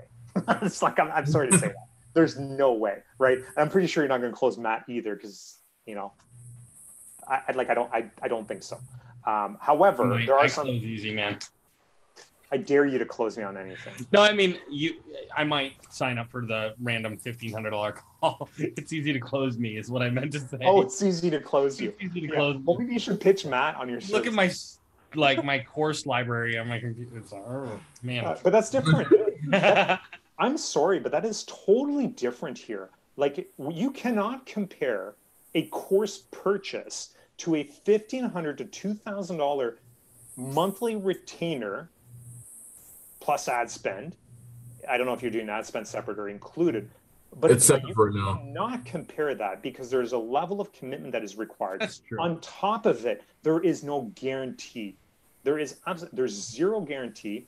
Plus, you've got constant, you've got not tons of marketers out there that are screwing real estate agents. You've got Zillow and Realtor.com where people are tried. You've got leads are not a new thing. Realtors have been buying leads for years and haven't been able to get results from that. So there's a lot that's up against you, right? It's not the same thing as buying $1,000 course. Oh yeah. One-time $1,000 fee is not a big deal. What's that? I said one-time $1,000 fee for a course is really not a big deal. It's not a big deal, right? I posted that, like I posted that comment to like everybody that was responding, right? Inside the private group where you posted the video, Gary, and then people were like, oh, you know, he's not ready because he needs to think about it. Like, guys, how many of you had to think about it before joining this program? And we have way more results and way more testimonials than Gary had. It's like, you know, and people still have to wait. They have to think about it. It's like, oh, do I want to invest $1,000 in this? Like, really, guys, think about it. If you're a marketer and you're pitching an agent for $1,500 or $2,000 a month, like, think about what you have to think about, right? Sure, the ROI is there. Sure, like, you know, if somebody works the leads and they have an ISA team, and yeah, they might get a couple closings in 3 months from now, but like, you know, there's no guarantees with any of this. So, you know, but okay, so let's talk about the objection, the rant. Sorry. No, you're good. I mean, like I personally haven't really had much of a direct like script response for it. I mean, like on that call, I mean, I'm sure Matt, did you watch the call or not? I haven't yet. Okay. Yeah, no, I mean, I just didn't know in case I needed to like fill you in on anything. But yeah, it was just more me genuinely responding to him, and like I get it because I mean the way it happened was, you know, I got in a call with that guy. He'd actually reached out to me at a networking event and wanted to meet with me and all that. And he said to me, you know, he works with higher end properties here in Tampa, at least. It's going to be like $400,000 plus properties. That's higher end. And yeah, you know, we got in the call and stuff, and I honestly have started to reduce the whole one call close because I just know it's not going to happen for the most part because people just need to think about it for real. Some people do close in one call, or if I feel like they can, I will push a little bit more towards it. If I feel like it's not going to happen, I just back out of it and just let you know, I'll let it be and follow up with them. But for the most part, I mean, there's times where I can usually, I mean, we're people. We can usually sense when someone is actually going to benefit from something. I mean, for me at least, I'm always trying to make sure I can improve my service and make it as best as humanly possible. Mm-hmm. And I mean, it's nowhere near, you know, God tier level yet, but you know, I'm going to keep working for it to be like that.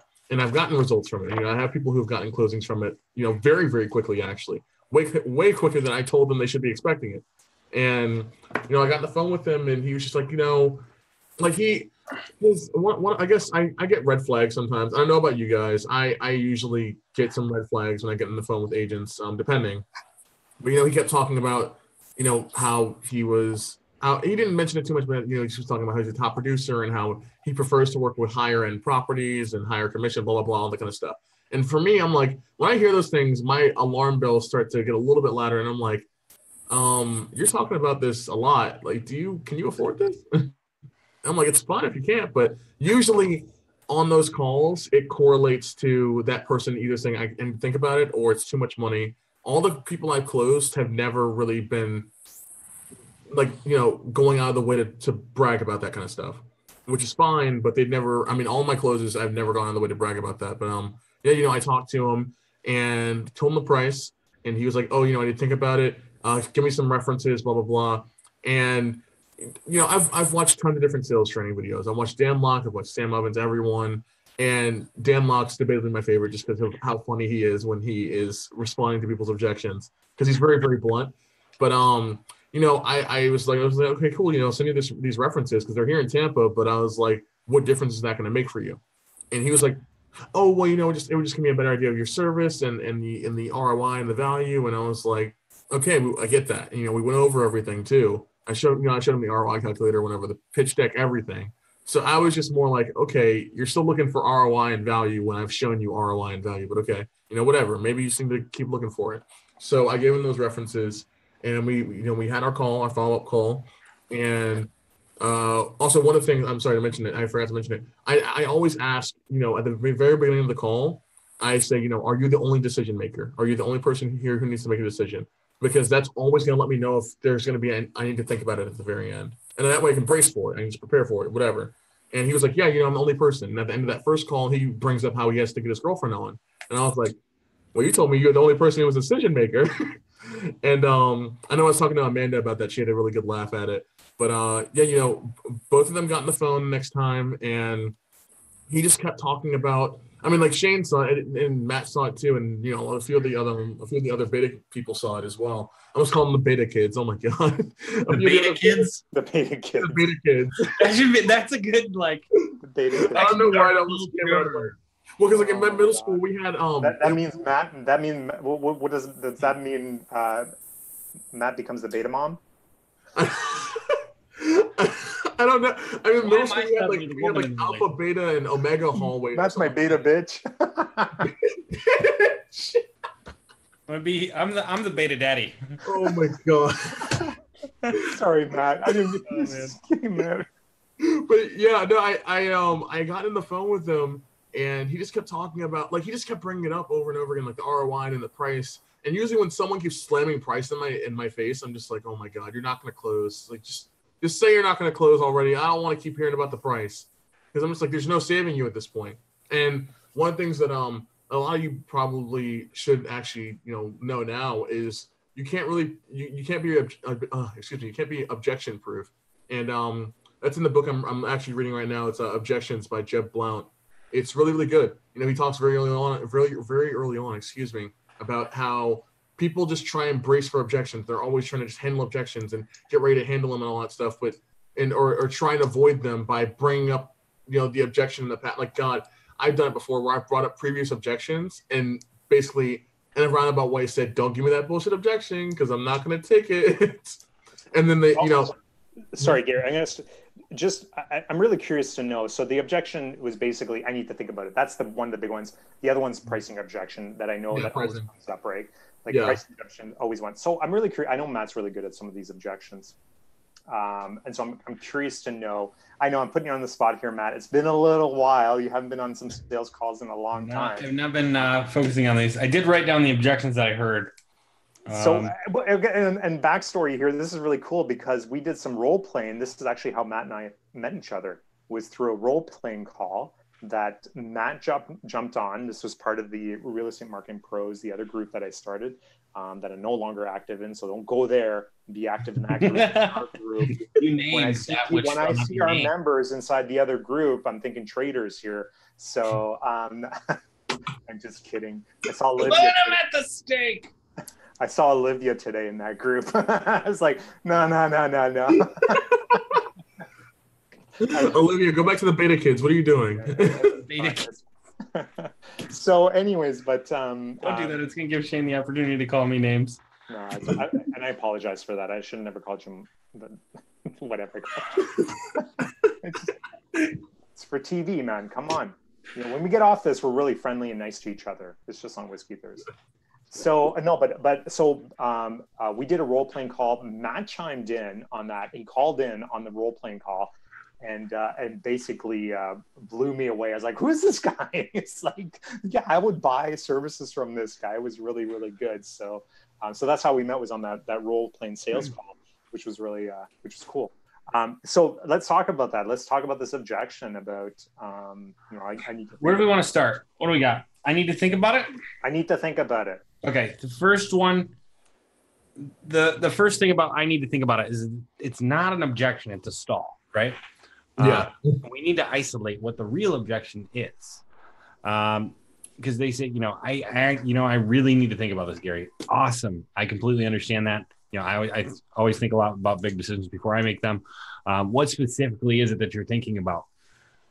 Just so I can make sure, I've made everything very clear for you. And then find out what specifically is it that you have to think about. Yeah. I'm sorry. Oh, you say you don't have to make a choice today, but what specifically is it you're still thinking about? Just so if I haven't covered that, I can shed some light on it for you. Yeah, I usually have actually tried to I've taken, well, I know the Dan Locke will phrase it as find the three, or it's Victor Antonio actually, and that's the OG approach with it, where you're asking them if it's price, the fit or functionality or whatever it is. Or I think Dan Locke turns into whether it's the price, the fit, or if it's just you. And usually when I get that objection, I will ask that, and I'll just be like, I make sure I say, I'm like, you don't have to make a decision right now. I just need to know how I can best help you out with this, because I want to give you as much clarity as possible before we get in this call. Because I tell them I need to think about it. Usually means one of those three things. And most of the time it actually turned out to just be price or otherwise. I mean, like, honestly, it also can just be someone just being afraid of their own, ability. And I think Matthew actually just commented that on the live, and I think he commented that in the beta group earlier. But that was my thought process as well. And that was also, my girlfriend was listening in on the call, and she was also telling me the same thing. She was texting me during the call, and she was like, this guy definitely does not believe that he can do it. I'm sorry. Go ahead. No, I'm sorry. It's just like sometimes you can tell. You can just, they're not going to say like, oh, I don't believe I can handle it. But, I was asking, can you handle 100 leads a month or however many leads a month we're getting? Can you handle doing all these calls? Because, it's not just calling, each lead one time. You're going to be calling them a lot of times and reaching out to them a ton. Yeah. So if it's something you reasonably cannot handle, that's okay, but I need to know. And he was like, no, I can handle it, whatever. But all the objections, I don't know if you guys picked up on that in the call, because I only recorded like the last half of it. But most of it was really just, it was circling back to him being afraid of the ROI, which comes down also to him being skeptical of his own abilities to close those leads. Because, the ROI is there. It's been proven numerous times. Yeah. But I felt like personally it was definitely just him being nervous about taking that risk and be like, can I not handle it? Like, what if I don't handle those leads? What if I suck at this? Right. So that brings up a good point too, is that it kind of goes back to that thing where people either don't trust, they don't, it's not the value proposition, right? It's that they don't trust this is going to work. Either they don't trust you or they don't trust themselves. And because in that specific call, he asked you, would you do a trial?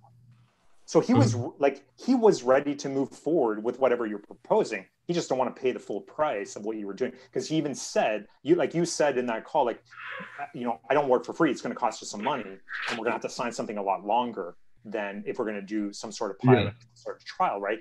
And so, the risk was, it was that he didn't believe that either that the value proposition you're putting in front of him was worth what you were going to charge him, or there was just too much risk at that price point for him to take at that point in time. Well, and along with those three things that you mentioned earlier, Gary, and I've said this again, I objection handle different depending on what the person on the other end of the phone is on the personality scale, right? Mm-hmm. But for instance, like somebody who is, I don't know, annoying me a little bit, usually like a high D or something like that. If they're my favorite, hitting that whole I need to think about it thing, I'm going to say, usually by the time I get to this point, people are ready to sign up. So there's one of three things that's holding you back. I'm curious which one it is. Is it that you don't think I'm going to do the work? You don't think the system's going to work, or you don't think you're willing to do the work? And then I'll just wait. And that guy who you had on the call, he was definitely not a high D. You got to be careful. You can't say that to everybody. No, yeah, and it's definitely a higher pressure line. Yeah, it is. No, Shane gave me one. I gotta go look at it in my messages, but it was a really good one. It wasn't really more for handling that objection. It was just more for I think it was for the trial. I think it was for that trial thing that you brought up. It was for handling that and kind of frame switching around. And I'm not mistaken. I have to go back and look at it because I have shitty memory. But it was a really good way of handling it. So the guy came back and says, okay, well, could you do a trial, right? So basically it was just to get a commitment from that. So, okay, so if I offered you, and you said I can't work for free. And he's like, no, I'm not expecting you to work for free. It's just can we do something on the price, right? And so, a response to that would have been, okay, so if I do that, at what price do I need to be in order to for you to make that commitment? And if I could get to that price point, would you sign today? Yeah. And if I remember what my thought process was with when you told me that. It's what he was bringing up, and what my girlfriend was texting me, actually, it's funny. My girlfriend understands a lot of this real estate speak now just because I do it so much. And she just listens to some of these calls, and she'll text me and be like, here's my opinions on it. But yeah, he was talking about previously how he Sorry, guys, I'm not laughing. Somebody just asked, I'm spending a small fortune on Bold Leads and Zillow. What can you do for me? I'm sorry, Mr. Agent. Whoever just asked that, I'm sorry about your inbox. It's gonna get a little crazy here. Oh yeah, you won't hear from me. Maybe I'll send you a friend request, Mr. Christopher. I might just send you a friend request and let it sit. or request Gary yourself. Or request me yourself. Okay, let's not forget about this because I want to ask Christopher a couple questions actually. Yeah, I would love to. Really valuable. Christopher, consider if you don't mind sticking around here. And we just want to ask, like, a lot of times this is a really like mysterious area where people are like, it's not often you're getting people that are paying like bold leads and Zillow. We just want, I want to know how much you're paying. Basically. Yeah, how much are you paying per lead for each source, and what's been your conversion rate? We'd like to know that. Yeah, like this is such valuable information, not just to marketers, but also to agents, so that you can compare. Like, okay, well, this is what we're paying with bold leads, and this is what we're paying with Zillow. And the other thing too, Christopher, can you let us know where you're working? Yeah, like what market you're in, where you're at, and thanks for chiming in. I'm going to jump on these real quick. The other three. Hurry up, Matt. Objections. Hurry up. Yeah, we can just skip. Well, to finish that off, by the way, the reason I didn't bring up the what should I drop the price to? Because I was thinking about that a little bit, was because he kept talking about how other marketing agencies were offering like $200 a month, and $200 a month was a perfect price, and all this stuff. And I was like, bro, you're not you're not getting $200 a month. So I can tell you that much. So that's why I was just like, because I thought, part of me in the back of my mind, I was like, I kind of do want to ask what price it would take, because I've done it before, and it's been sometimes I've gotten a reasonable answer that I'm fine with. But with that one, I was like, he's going to say $200, and it's not going to be pretty. Well, and that's the thing. Like at that point, you can then just like $200 doesn't make sense. These are all the things I need to do to get these campaigns. Like, you can't reasonably think that $200 is enough for me to do this for you, right? And at that point, you just kill the conversation. You're done. You move on to the next person, right? Like, there's just some clients you just can't work with. Now, I know you and I have talked about downsells, and in fact, our last coaching call was about this, like downsells. Yeah. And introducing other products and stuff like that. This might have been a great client for that, where you can sell him something for $300 and move on, right? Make $300 off him. At least it pays for your time on that, those couple sales calls, and then you go on, and that's it. You're done. Move on to the next one, right? Spend your time, chasing somebody else, and then maybe he'll come back in 3 months from now, 2 months, or one of my free trial clients actually came back to me. I didn't expect it. I went into the free trial, with the sole intention of getting a free trial and testimonial. They called me the other day randomly and was like, dude, I want you to do a listing ad for me. And I was like, yeah, sure, let's go ahead and throw it up. Yeah, and you made some easy money on that. Oh, yeah. Yeah. His lead cost is like $1 something right now. I think I was telling you on like, you and I were talking back and forth, and I had just gotten a client that just reached, like, not even a client, just somebody had prospected, a year ago, reach out. And it's like, I have been following your progress and stuff like that. I'm ready to go. It's like, okay, well, yeah, it's going to cost you this much now. It's like, oh, it's like, so, do you know anybody else that can do it for me? Because I can't afford that. So it's like, well, let me prefer this one out. Matt, what are you doing? I'm ready when you are. You want to hit these objections or not? You got me excited about it. I don't know. I think we should just skip the whole objection. Save them for the student beta for the beta program. Save them for that. I don't know. Even the beta kids. We're not getting any love here. I don't know what's going on. I don't know if anybody wants objections handled. Something, Okay. I'll give you some free love. Free love doesn't count from you. From the people that are watching. It's totally unbiased, I swear. It's not like I want to hear the master of objection handling handle some objections right now. Well, you've got me, so you'll have to deal with that. We can't get the master here. That is quite all right. So Christopher, actually Christopher answered that question. Thanks for chiming in, Christopher. I much appreciate it. So he says conversion rates with Zillow is greatly increasing, but what? He's refilling his wine. Dude, I think I've only refilled my glass once. And that's my problem. How? Hey, while you were gone the last time, we realized that Gary's not even of age to be on the show. Oh gosh. Did you know that? He turned off his camera. It's like, I don't want to get arrested. He was like, shit, I'm not getting arrested today. Oh my God. Okay. Welcome to Whiskey Thursday, everybody. If you're just joining, this is exactly what ends up happening near the end of the night. Matt leaves. So Christopher says, okay, conversion rates at Zillow is greatly increasing, but had to change market area, just the type of leads we get from them. He's in Long Island. That's awesome. Matt's back. Matt is back. So Christopher says, I believe about 140. My partner handles those crappy details. Okay, sounds good. Spend about $4,000 combined. Awesome, Chris. So $4,000 a month combined with Bold Leads and Zillow. So Chris, when are you gonna message me? Yeah.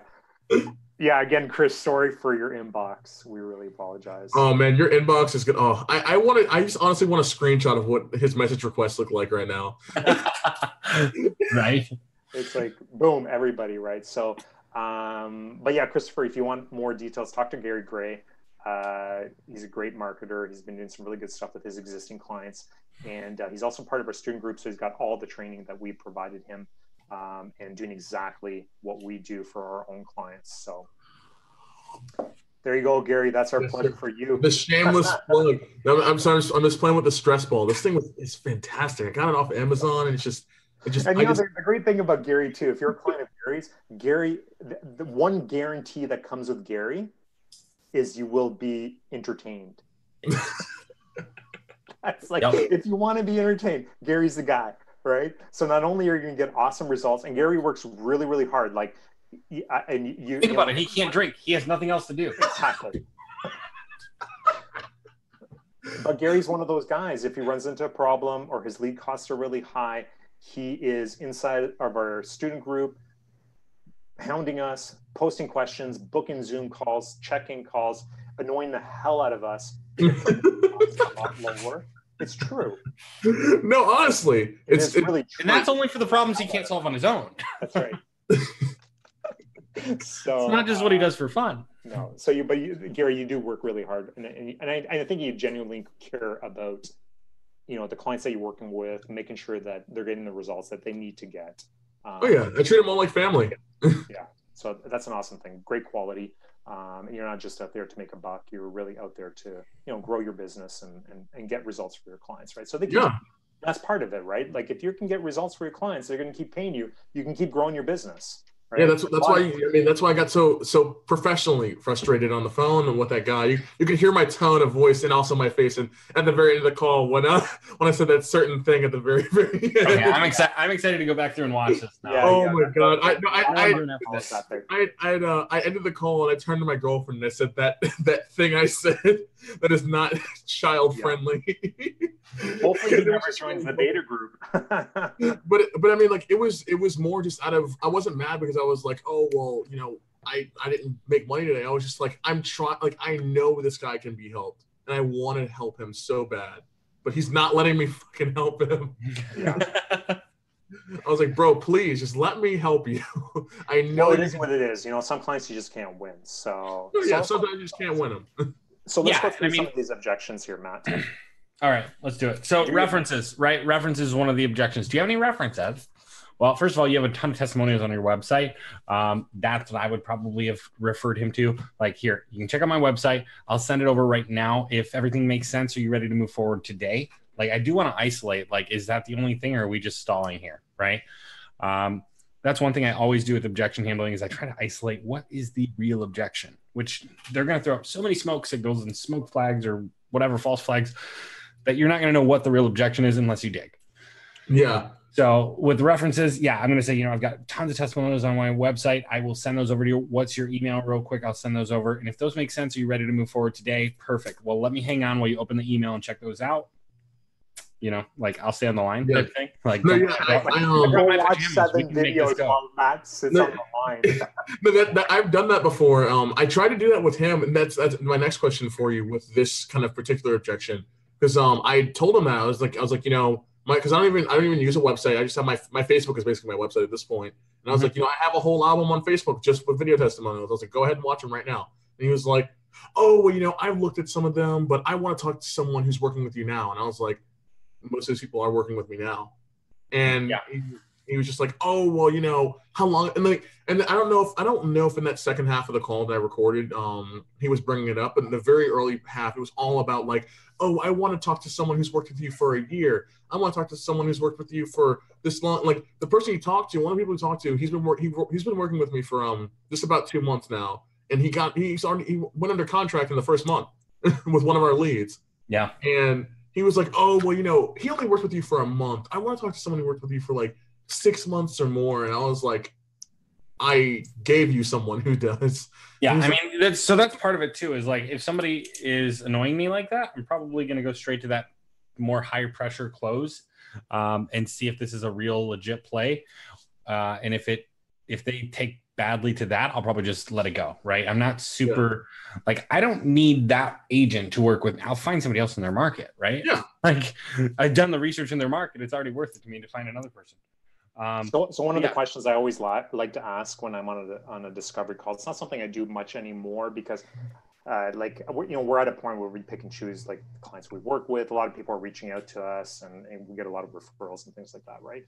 So it's not as critical. One of the things I used to do a lot on my discovery calls is one of my first questions was I would always ask who their nearest competitors are. Like, who's your biggest competitor in your market, right? And I at least get 2 names. And near the end of the call, I'd always ask if their competitors could use this service. They definitely don't want that. Yeah. So the reference one, again, you know, I want to isolate, see if that's really an issue. If it's something where they really do need to talk to somebody, one of the things I might do is try and get that person on the phone with us, 3-way call real quick. Oh, yeah. Other things, I might give them the information, let them talk to them later. But most of the time, if you isolate it, it's not the real objection. Okay, girlfriend. I have to talk to my girlfriend before making decisions. I completely get that. How long have you guys been together? Oh, 6 months. Fantastic. And let me ask you this. If you go home today and you say, hey, I've got this solution that we're going to put $1,600 a month in, or $2,000 a month, whatever it is, in, and this is going to help us close 4 to 6 deals a month. Do you think your girlfriend's going to be upset with you, or do you think she's going to be ecstatic, ready to go out for dinner? Oh, man, I remember the conversation I had with my girlfriend. I was like, I'm about to buy $1,000 course with this credit card I just got. And I was like, the hope is that it's going to make me a hell of a lot more money. Well, yeah, you're framing it a little bit different than the way you framed it when you talked to yeah. We're objection handling, remember, not creating more objections. Oh, yeah. Believe me, I started very similar to you, right? Like, I was on a credit card for my coaching programs. I was on a credit card for like all of these programs starting out to get things up and running. But I knew I could do it if I put my effort into it, right? I was living in my brother's basement, newly married, in my brother's basement. My little brother, by the way, not my older brother who'd been there for 10 years and was more established. No, my younger brother who had his own house, and I was living in his basement with my my newlywed wife while I was starting a new career on a credit card. So, yeah, I get it. I get it. Oh, also, quick thing, by the way, that ad that I posted in the in the Beta Kids group, it's doing much better now. Now that I changed the images, the lead cost has gone from like $4.50 to $120. We're at 3 leads so far, and we only spent $3.60. So we hope it stays that way, but it's just a thing I figured I'd throw in. I just got another lead for him. Oh man, Christopher just made quite the offer. If I was able to get him 4 to 6 listings a month. Oh, did you see that? I'm not going to repeat that one. Gary just barely 18 here, so. Well, I can't even see it. Oh God, I can't see it. What did it say? No worries. Okay, so price. Getting back to price, right? Somebody comes in. Oh man, it's just so much money. There's look. Does it really matter? Like, if you've qualified that they can afford it, right? That I'm assuming that's happened by now. Sorry. Before you get into wait, I'm on a roll. No, let me just answer this question. I want to answer Christopher's question right now about 4 to 6 listings. Christopher, you do not need. If we can get you 4 to 6 listings, there are strategies out there that will get you 4 to 6 listings a month. This just reminds me of Fire Fest, the Netflix special. Well, oh! Now I see Christopher's. Wow, that is quite the offer, friend. That is definitely quite the offer. Chris, so let me ask you, what can you do with 2 to 3 closings? How can we work that out? So there are strategies behind being able to get that many listings. I mean, look at what Joe's doing, for instance. I mean, this guy's crushing it now, and he's 6 months into the business. right? There are strategies that you can implement, even as a marketer. Even Gary, you can implement these strategies for these realtors that allow them to get that many. The reality is how much are you looking to, like, how much are you looking to spend, right? I mean, it really, a lot, at the end of the day, it comes down to budget, because then there's, other strategies that we implement. There's video remarketing. There's, staying in front of your audiences, going out to your SOI and, your existing client base, and your existing leads and follow-ups and all that other stuff. It's like, what are you willing to, like, that's great that you're willing to, perform whatever you want to perform. But Donald jumping in like, nah, that's not going to buy anything here. Donald, let everybody answer. Just because I said no doesn't mean it's off the table. But like the reality is that you can't get to that point. The challenge is that a lot of finish my train of thought here. The challenge is that real estate agents don't want to invest what's required in order to get 4 to 6, 8, 10 listings a month, right? And there are strategies to do this. I mean, I just talked to one of my clients, and I posted this campaign inside of the private group, the one we did on new construction condos, and just ended up talking to the client not long ago about it, and they ended up selling like 5-6 condos on like $320 worth of ad spend. It's just like killer offers, right, that we had available from these clients. I just talked to a client yesterday who was, $600 in ad spend, and had 37 appointments out of that. Out of those 37 appointments, and the ones who showed up and whatnot, they signed 16 new buyers and sellers total, with I think like only like 3 or 4 were sellers, right? But majority was buyers, but still like. But even on the listing side of things, like, a lot of this is possible. It's just you need to spend the money, you need to stay committed to it, and you need to implement strategies that especially on the listing side of things, because that's a little bit different, right? You need to build rapport, you need to build confidence, you need to stay in front of these the same people over and over and over again, so that eventually they reach out to you to list their properties with you. And I think if you don't have the motivated sellers masterclass yet, you're crazy. I don't know if that's still available or not, but you are nuts, because that is the method that Zillow is moving. Talk about it. It's not even available. Who cares? All right, fine. The only person that's got it, the only person on this call that has it's Gary that can use it and implement it. All right. Well, then people got to go to you. People got to go to you to get the service. But anyways, that is the way of the future. It is the way things are moving. And we had a call where we talked a lot about that on a previous Whiskey Thursday. But anyways, getting back to this. So price, somebody started talking about, I can't afford, like, I don't know about the price. I don't know about, like, as long as you've qualified them, right? You've already made sure, like, this agent can afford this. This is in the price range, right? They start talking about the price. You need to bring it back. You need to change the perspective, right? Okay, look, number one, you're talking about a cost here. We're talking about an investment, okay? That's something that you should always be using, the terminology investment. It just changes things just slightly in the brain, and it does help. But also, what you want to ask him is, look, Gary, is the amount of the investment the issue that you're concerned about are we really concerned more about the amount of the investment or what we're going to make on it? Which one is it that we're really concerned about?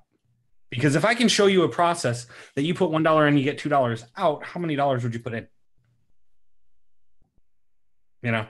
And usually they're going to be like, as many as I can. Well, yeah, duh. So it goes back to those 3 things. What doesn't work? Is it my system? Is it me? Or is it you? And usually it's you.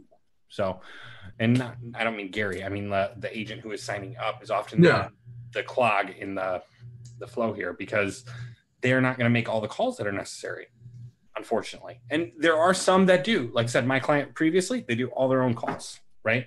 They're crushing it. But majority of the clients I've worked with, I would say probably 60%, 70% were not the kind of people that were going to take care of their own leads. They thought they were. We got into it. They were not.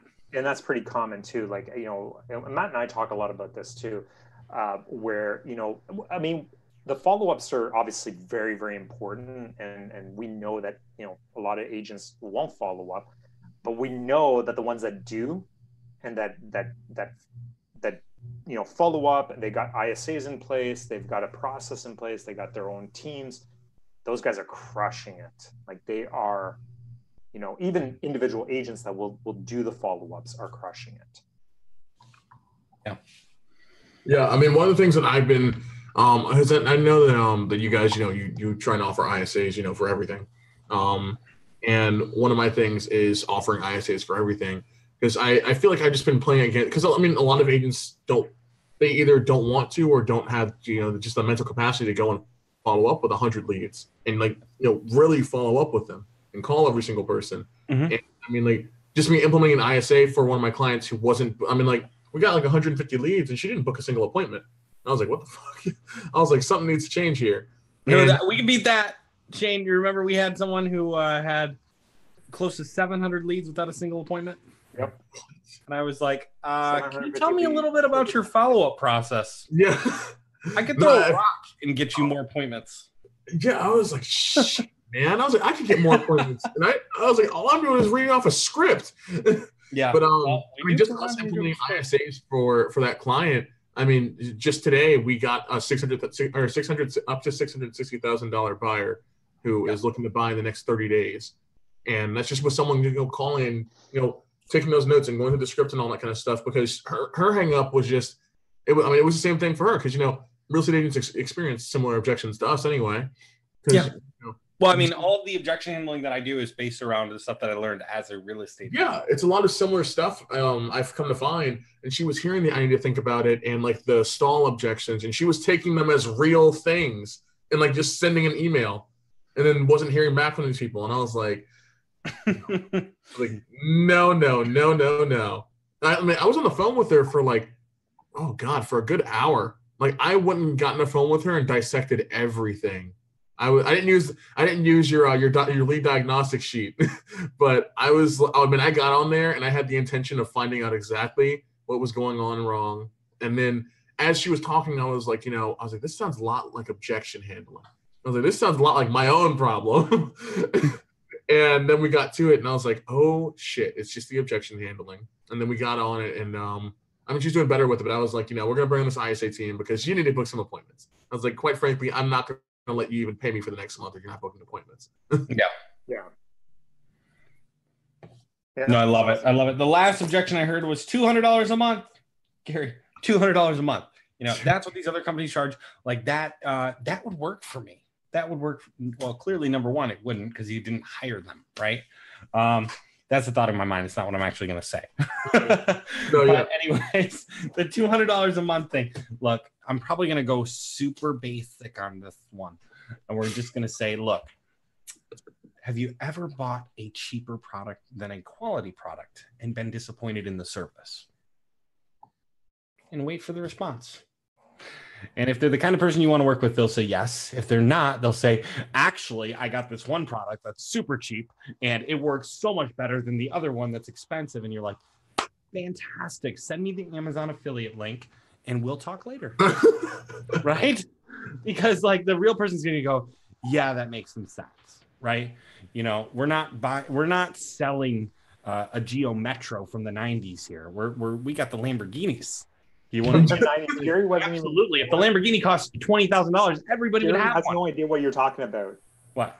Gary has no idea what you're talking about. I'm sorry. The Lamborghini part, yes. The first 2000 G6, whatever.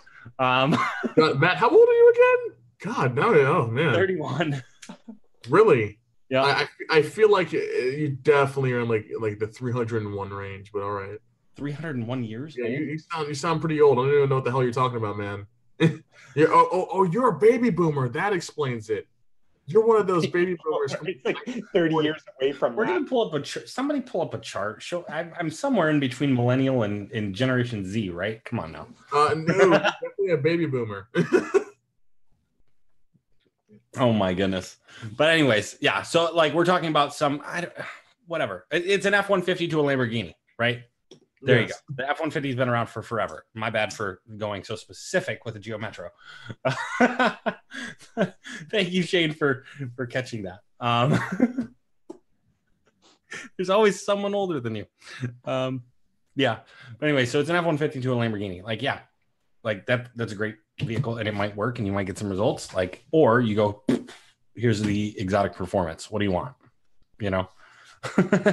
What are you looking for here? Well, I want the F-150 actually. I like the rustic feel of it.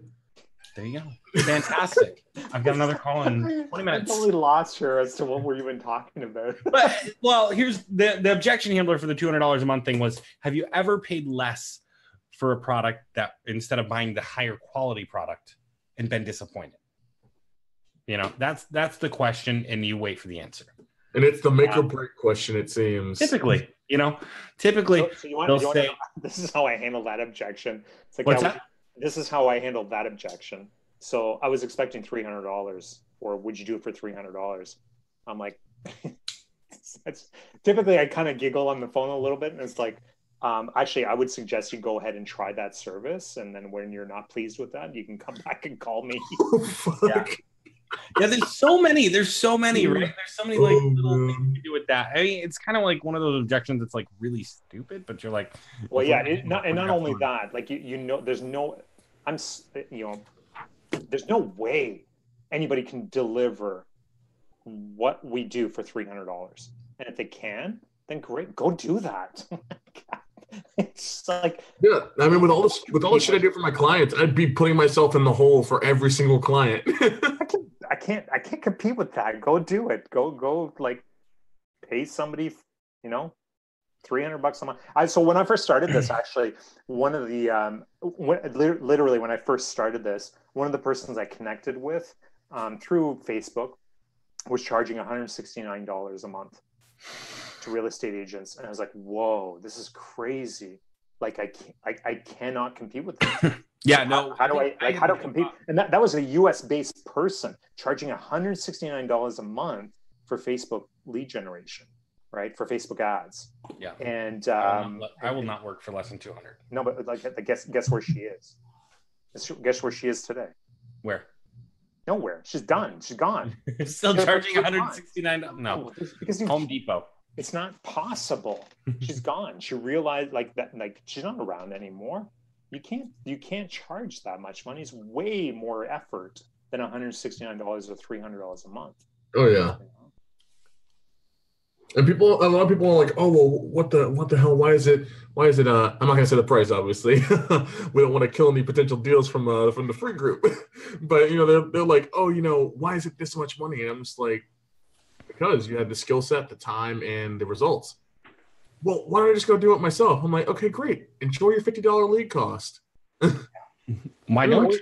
Why don't you go do it? Yeah, or do it yourself when the shit hits. Do it yourself when the shit hits the fan. And you know what? In fact, there's somebody inside the group here. I'm not going to name names, but there's somebody inside the group, a potential client that I spoke to for a very, very long time. And in fact, actually, the funny thing is one of the calls is inside the beta program. So it's one of the 4 discovery calls, but he's inside the group here. He does his own ads. So we hopped on a call. I showed him everything. We went through a bunch of stuff. He sees everything inside the group. He does his own ads now. So I lost a $3,000-$4,000 opportunity because just too nice. But it doesn't matter. Like I moved on and went on, and we got more clients. Yeah, but if you're running this stuff and like you're constantly worried about somebody else taking it and running their own stuff, like you can't work that way. Most people are never going to take your stuff and run. Most people are never going to take your stuff and run. If you show people how to do it, like even in the 7-day challenge that's coming out soon, where we show you like here's all your options for doing this. We don't give you 100% of what you need, but we give you basically the outline of what it takes to run ads. 99% of people are not going to go run ads. And not only that, there's a lot of opportunity out there, and that's one thing I think, Gary, you've probably realized at this point is that how much opportunity there is out there. Yeah, I don't trip over lost sales or lost deals or whatever. I'm like, there really is a lot of opportunity, and the reality that you're going to get agents that are going to want to run their own ads. You're going to get agents that only want to, pay Real Geeks and Bold Leads and Zillow, $4,000 a month, Christopher, to run leads for, to get leads for them, right? Like you're going to get those types of clients, right? And that's okay. That's fine, because then there's plenty of other clients out there that need or want the Facebook lead sources, right? Or other leads. Christopher nailed it. The problem is most agents do everything other than what they're supposed to do. They won't make the calls. Got to go through 10 to 15 agents to find one willing to do what it takes. Absolutely. Oh, yeah. And 10 to 15. 10 to 15. I'll take those cold calls all day. Yeah. It's only 10 to 15. Yeah, very true. Yeah. No, I mean, I'm usually, it honestly takes me about like, oh man, probably like 7 to 10 calls before I have an actual close happen, or at least a close happen, within that time period. And maybe I have like a 2 to 3 that come later on down the road. Mm-hmm. But I mean, the majority of the time, these people, I mean, like but for me, it's like I've probably made it pretty clear. I mean, one of my biggest things is making sure I'm working with people who I genuinely want to work with and want to forge, a good business relationship with. Because I've had shitty clients before. I've had people who don't want to do stuff and then blame it. I mean, honestly, I'd rather do work for free for someone and know they're gonna make every single call and close something and give me testimonials out of it rather than work with someone who's paying me and doing a shitty job. Because I've done that before. I mean, like I have an agent right now who I talked to him. We talked for like an hour. Super amazing guy. Definitely I'm gonna work with him at some point or another. I'm going to work with him, and he's already solidified that in his own head. He's already sold himself on me. And he was like, I don't want you to drop your price for me or anything like that. He's like, I want to make sure that, I'm paying you what you're worth. But, I mean, that's someone who, honestly, I would work with him for free. I would give him a free month or something like that because I know that he would go out and make every single call because he's dedicated to getting the results for his clients. Not only that, he's going to feel good about the services that you're providing, right? That's one of the big things that, and I know like Matt and I kind of go back and forth on this stuff. Matt's very aggressive on the sales side of things. Right, where like you listen to my discovery calls, like it's like I'm in. Like if you need to wait, go wait as long as you need. You need to wait 6 months, wait 6 months. Oh yeah, when I was watching your discovery calls, I was like, I don't know about Shane's approach. I was like, but I mean, that man is way too calm with that shit. I was like, he is way too relaxed. It works though. You got to be a little bit yourself, a little bit of salesperson, right? We close 3, 6, $20,000, $30,000, $40,000 deals. It happens, right? Like we've got big deals coming in the pipe here. These are from clients that we've been nurturing for, 3, 4, 5, 6 months from now. I've never had a problem closing a client, Yeah. But Chris wants to jump on the phone with the three of us. It'd actually be with Gary, Chris. Gary, what's your time look like tomorrow? You got some time? I do. All right, Chris, let us know what time you're free in the afternoon. We'll set it up right now live while we're on here so that you can jump on a call with Gary. Sorry, continue, Shane. No, he says I would give you 400 just to get off the phone. Wait, what? I don't know what that means. I don't think he's going to give you 4.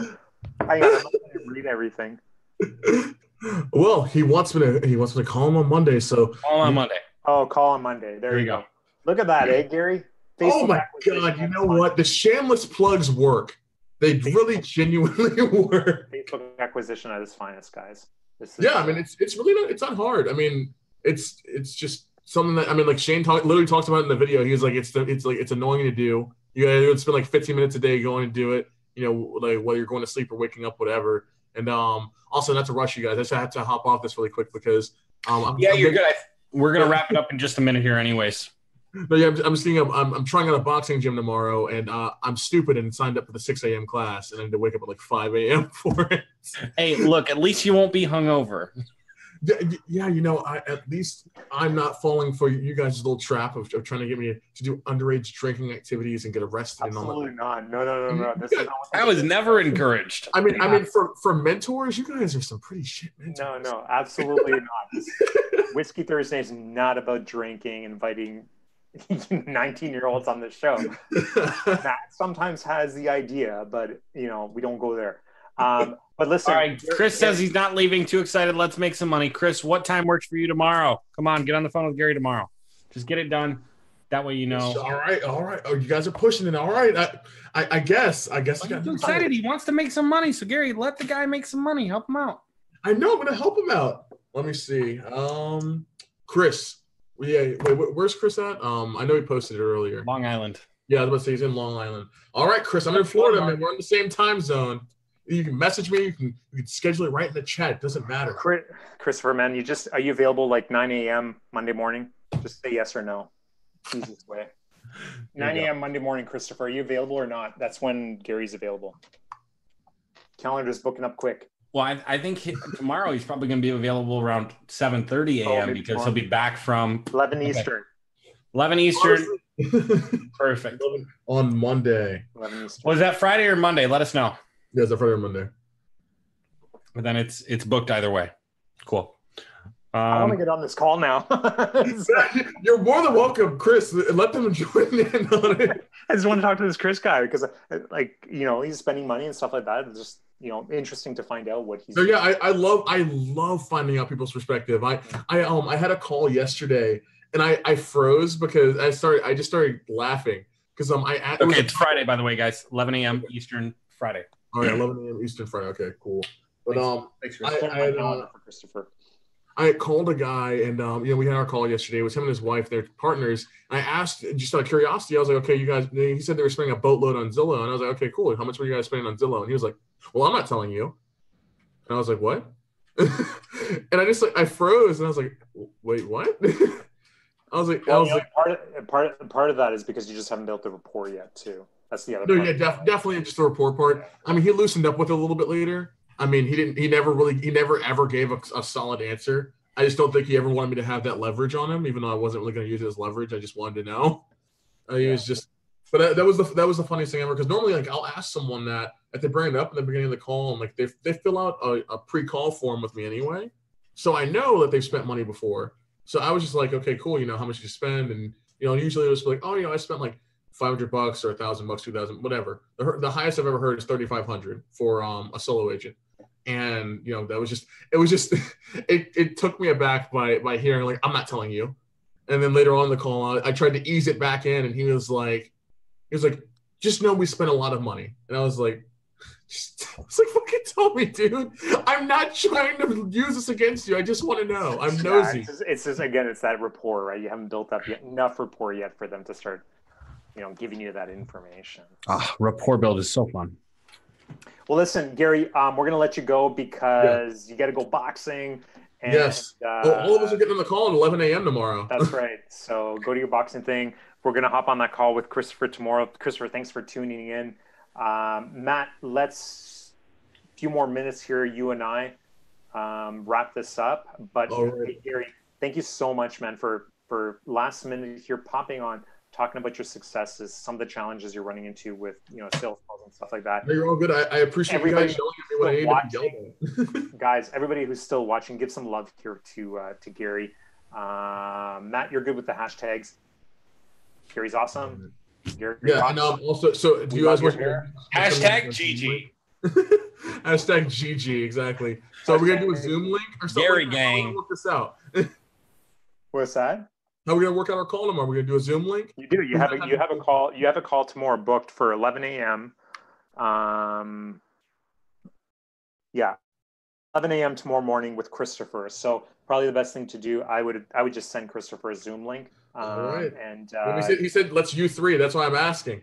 No, technically, I might hop on that call if I have time. I'll hop on. All right. I'll send you a link. I won't. I'm like hard at work with the 7-day challenge, so I will be. I'm like very difficult to get a hold of right now. But I'll for all of you. The link is temptation. I'll leave the temptation there for you. Start a group chat. All right. Well, you guys have a good one. Thank you. I appreciate it. Hey, good stuff, Gary. It was great talking to you. Have an awesome night, and we'll talk to you soon, buddy. Yes, sir. All right. That was Gary Gray, guys.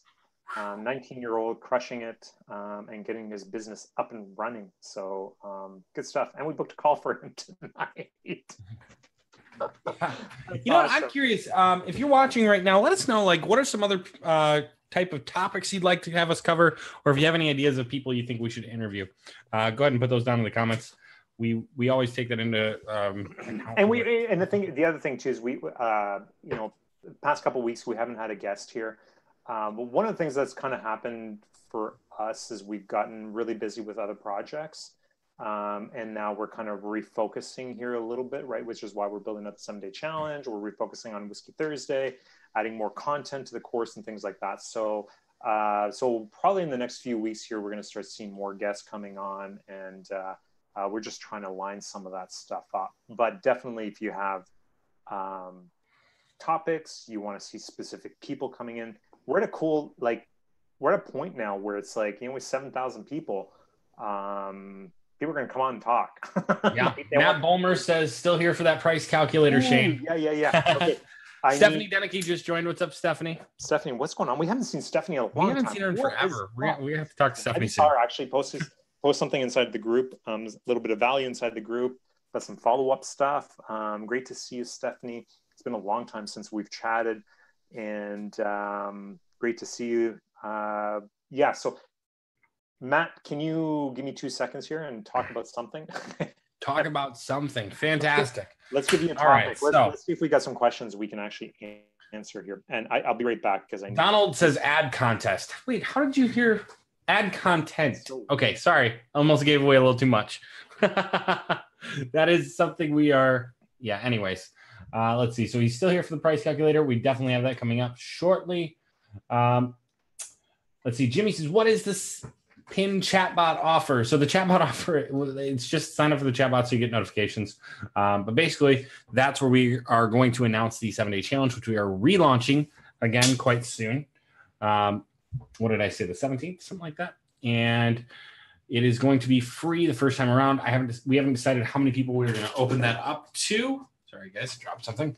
It'll be at least 100 people, but like I said, last time we had 400 people sign up. So first time around, whatever the number is that we let in, 100, 200, whatever, it will be free. So make sure you are signed up on our chatbot link so that you get the notifications when you can sign up, because that will be a first come, first serve. Just so we can make sure that we are getting the most high quality content out to you guys as possible. Even though it is free, we want to make sure that it is super high quality. We want to make sure you're getting the value. We want to make sure that it's well worth your time, because it might only be 10 hours in that first, 10 hours in the whole challenge, which is, 7 days, 10 hours over 7 days that are supposed to go out and get you clients, get you income coming in. But we want to make sure that those 10 hours are well spent and that you're going to see results from it. So make sure you are signed up for that. Like I said, we don't know how many people are going to be allowed in on the first roll through, but the first roll through will be free, and we are going to announce that through the chat bot. What's that? It's a complete revamp. Complete revamp. Yeah. So what were you working on? You got it? I'm bringing it up here. Hang on a second. All right, cool. The right one here. So this is for Matt. Matt, what was his last name? Matt Balmer, was it? Matt. What was his name, Matt? Yeah, you got it. Matt Balmer? Balmer, I think. Balmer. So Matt, give me some, not Matt Kramer, but Matt Balmer, give me some details on what exactly, like what kind of market you're working in, medium price point or average sales, and then we can go through this. Let me just bring it up here. So basically what I'm going to show here is a calculator that I built, and it allows us to kind of figure out the ROI. Also, it allows us to set expectations for the clients when we're talking to them. It allows us to figure out how many transactions per year they can expect based on conversion rates and things like that. So let me just do that here.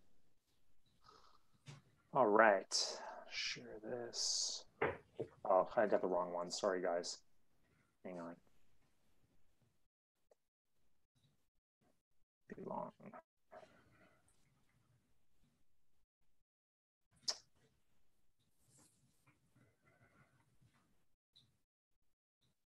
Aren't you feeling uncomfortable, Matt? Not yet. The dead space, the awkward silence. I'm just waiting for you. Look. No, I don't know where it is. Hang on a sec. It's inside the course. So I have to. How is it?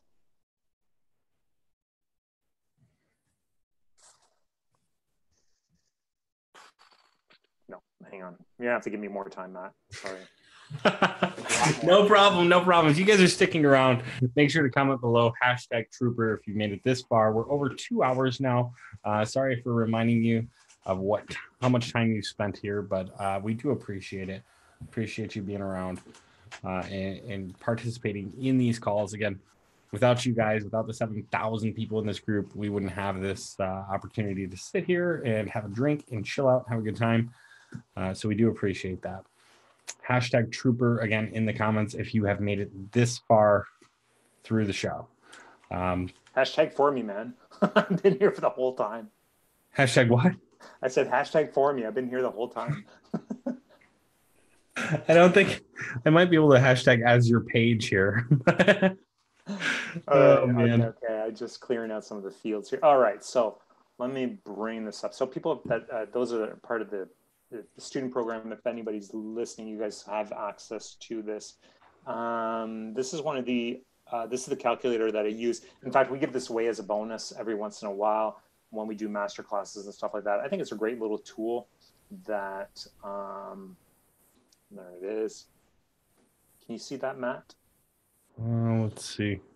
I can. Okay, awesome. Okay, so this is basically just a really, it's a fairly basic spreadsheet that I use when I talk to clients to show them. Fairly basic? It is relatively basic. It didn't take me long to build this, and anybody can actually build this. It's got a few calculations and things like that. But Matt, basically we're asking about like, how do I price my services? How do I demonstrate ROI? How do I, show the value and set the expectations? And this is one of the tools that that I use when I talk to clients. So so I call this the our ROI calculator.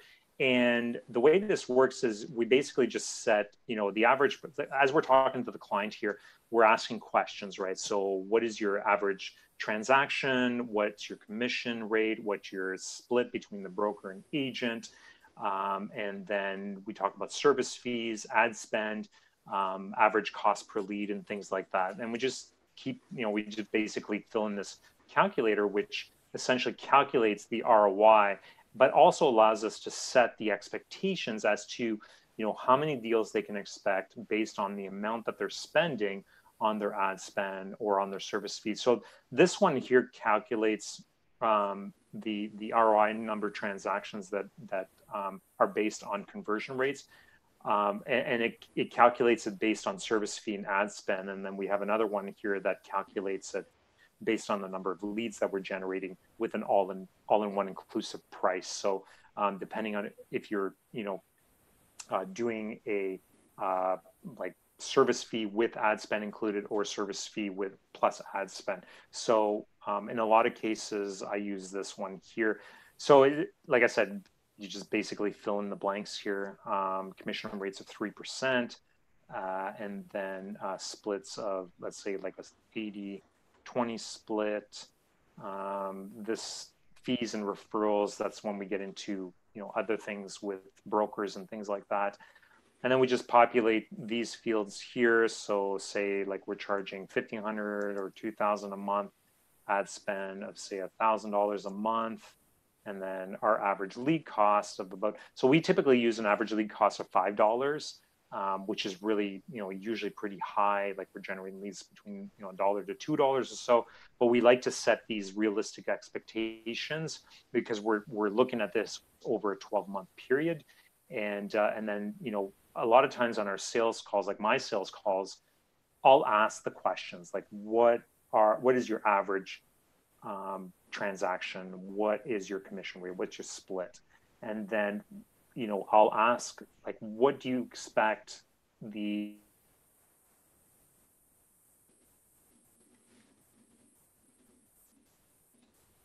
What do you expect the what? Are you there? Shane? Did I disconnect or did you? Let's see.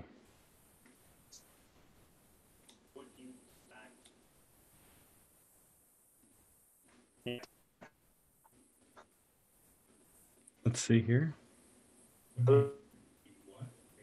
Okay, so Shane vanished. I was waiting to hear that on my end. It looks like Shane vanished while he was in the middle of this presentation, showing you guys exactly how all this works. I don't actually have this pulled up on my computer to go through it right now.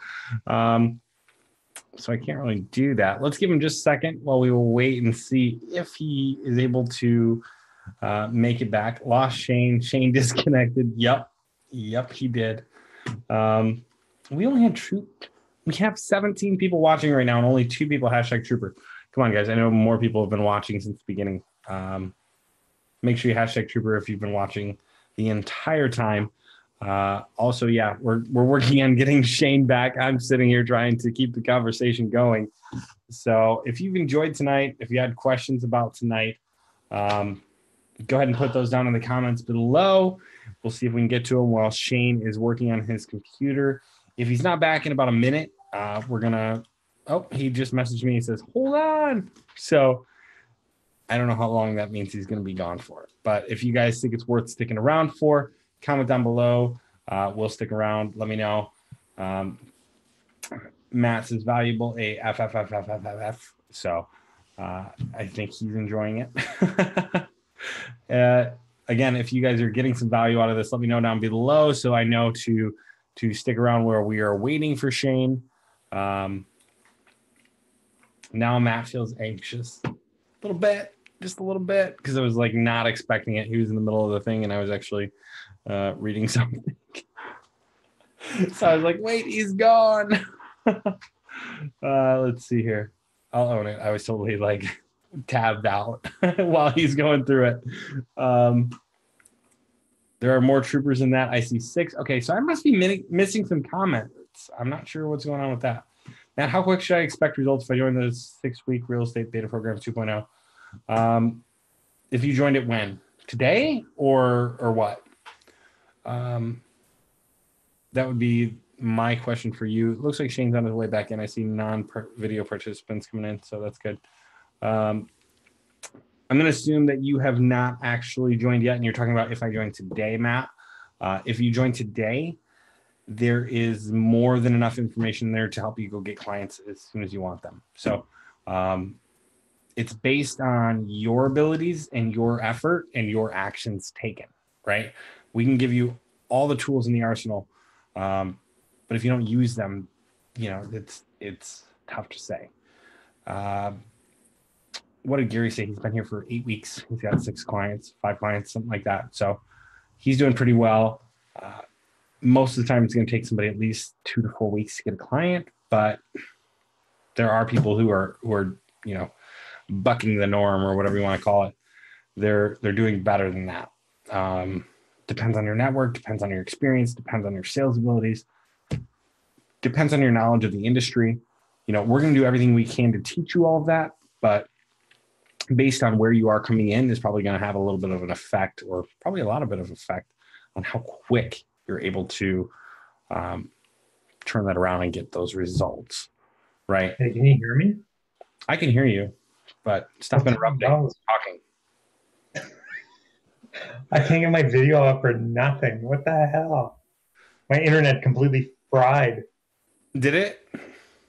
Yeah, so messed up. Matt, are you jumping in the beta program? It sounds like Matt's jumping in the beta. If he's jumping in the beta, like there's a full walkthrough on how to use this, how to go through it. So that's definitely something you should be checking out if you're jumping in there. We want to talk about how mortgage rates are improving and the lead gen opportunity that presents. Hey, there's Shane. Christ. Made it back. Yeah, except now I have to use my cell phone for internet because my house lost internet. I don't know what your whole house? Okay. So yeah. We'll call it good for them tonight. And well, let me see. Matt, are you joining the beta program where we're going to have all that information for you, or do we need to put this out there elsewhere to make sure you can see it? Because I want to make sure your questions get answered. Okay, can I share my screen? By the way, I can just that. You have it on speaker instead of gallery, so I think is what it is, because it keeps going by whoever's talking. Hang on. Yeah, Matt, go ahead and if you're considering it and you're not sure, go ahead and ask in the group, see what other people are saying, see how long it took them to get clients. Because he was asking Shane how long would it take him to get clients if he joins, today basically, and I said, Gary was in here 2 to 4 weeks before he saw any new clients, and now he's got 5 at 8 weeks, I think. It's going to be different for everybody depending on your level of skill coming in, depending on what you already have in the works, have in the pipeline, your ability to close, your ability to sell, your knowledge in the industry. Like if we've got to teach you from zero and zip and get you up and running, it'll take longer than if you've got people in the pipeline, and this is just going to give you the little pieces that you need to close those, right? Let's see here. I might get a refund on the Tony Robbins product. Really interesting. Interesting. I mean, I guess if it's not good, but well, yeah. So with that, Shane, do you want to go ahead and maybe post this video in the group, in the public group, not the beta, in the public group this week, and kind of walk through some of this stuff, maybe during the day, tomorrow or Monday or Tuesday or something, or even over the weekend. What am I posting?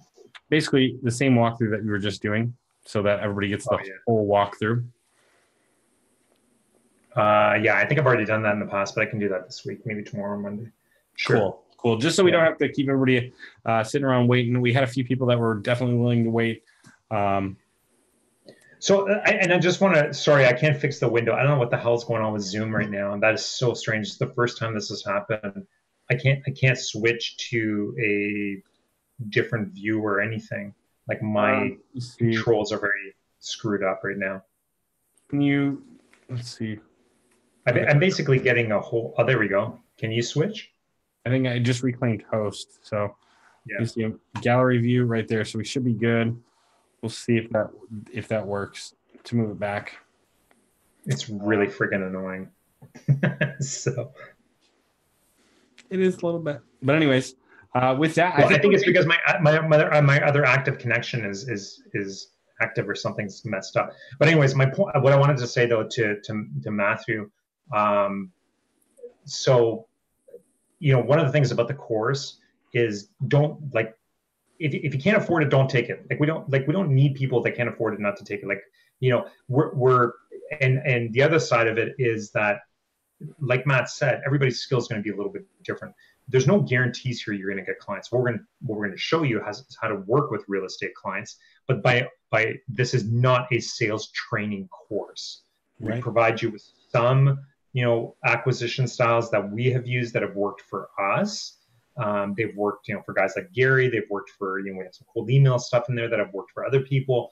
But this is definitely not a sales. This is how to work with real estate agents, how to get them results, and how to different campaigns and things like that. So just keep that in mind.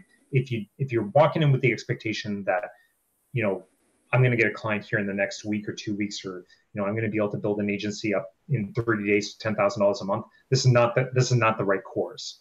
This is not what we're promising, and in fact, there's no promise here. What we're teaching is how to work with real estate agents, what has worked for us, and what other people are doing that works for them. So much. Just want to make that clear. So Albert's is massive value. Awesome. We are way, way, way beyond 2 hours. We're at 2 hours and 36 minutes. Approaching 2:37 really quickly. So with that, we want to thank everybody for sticking around, everybody for watching this long. Really appreciate you guys being here. Really appreciate all the comments, all the likes, all the love. If you're watching this far, #live if you made it live, #replay if you made it replay, and then also #trooper. And don't forget our new rule.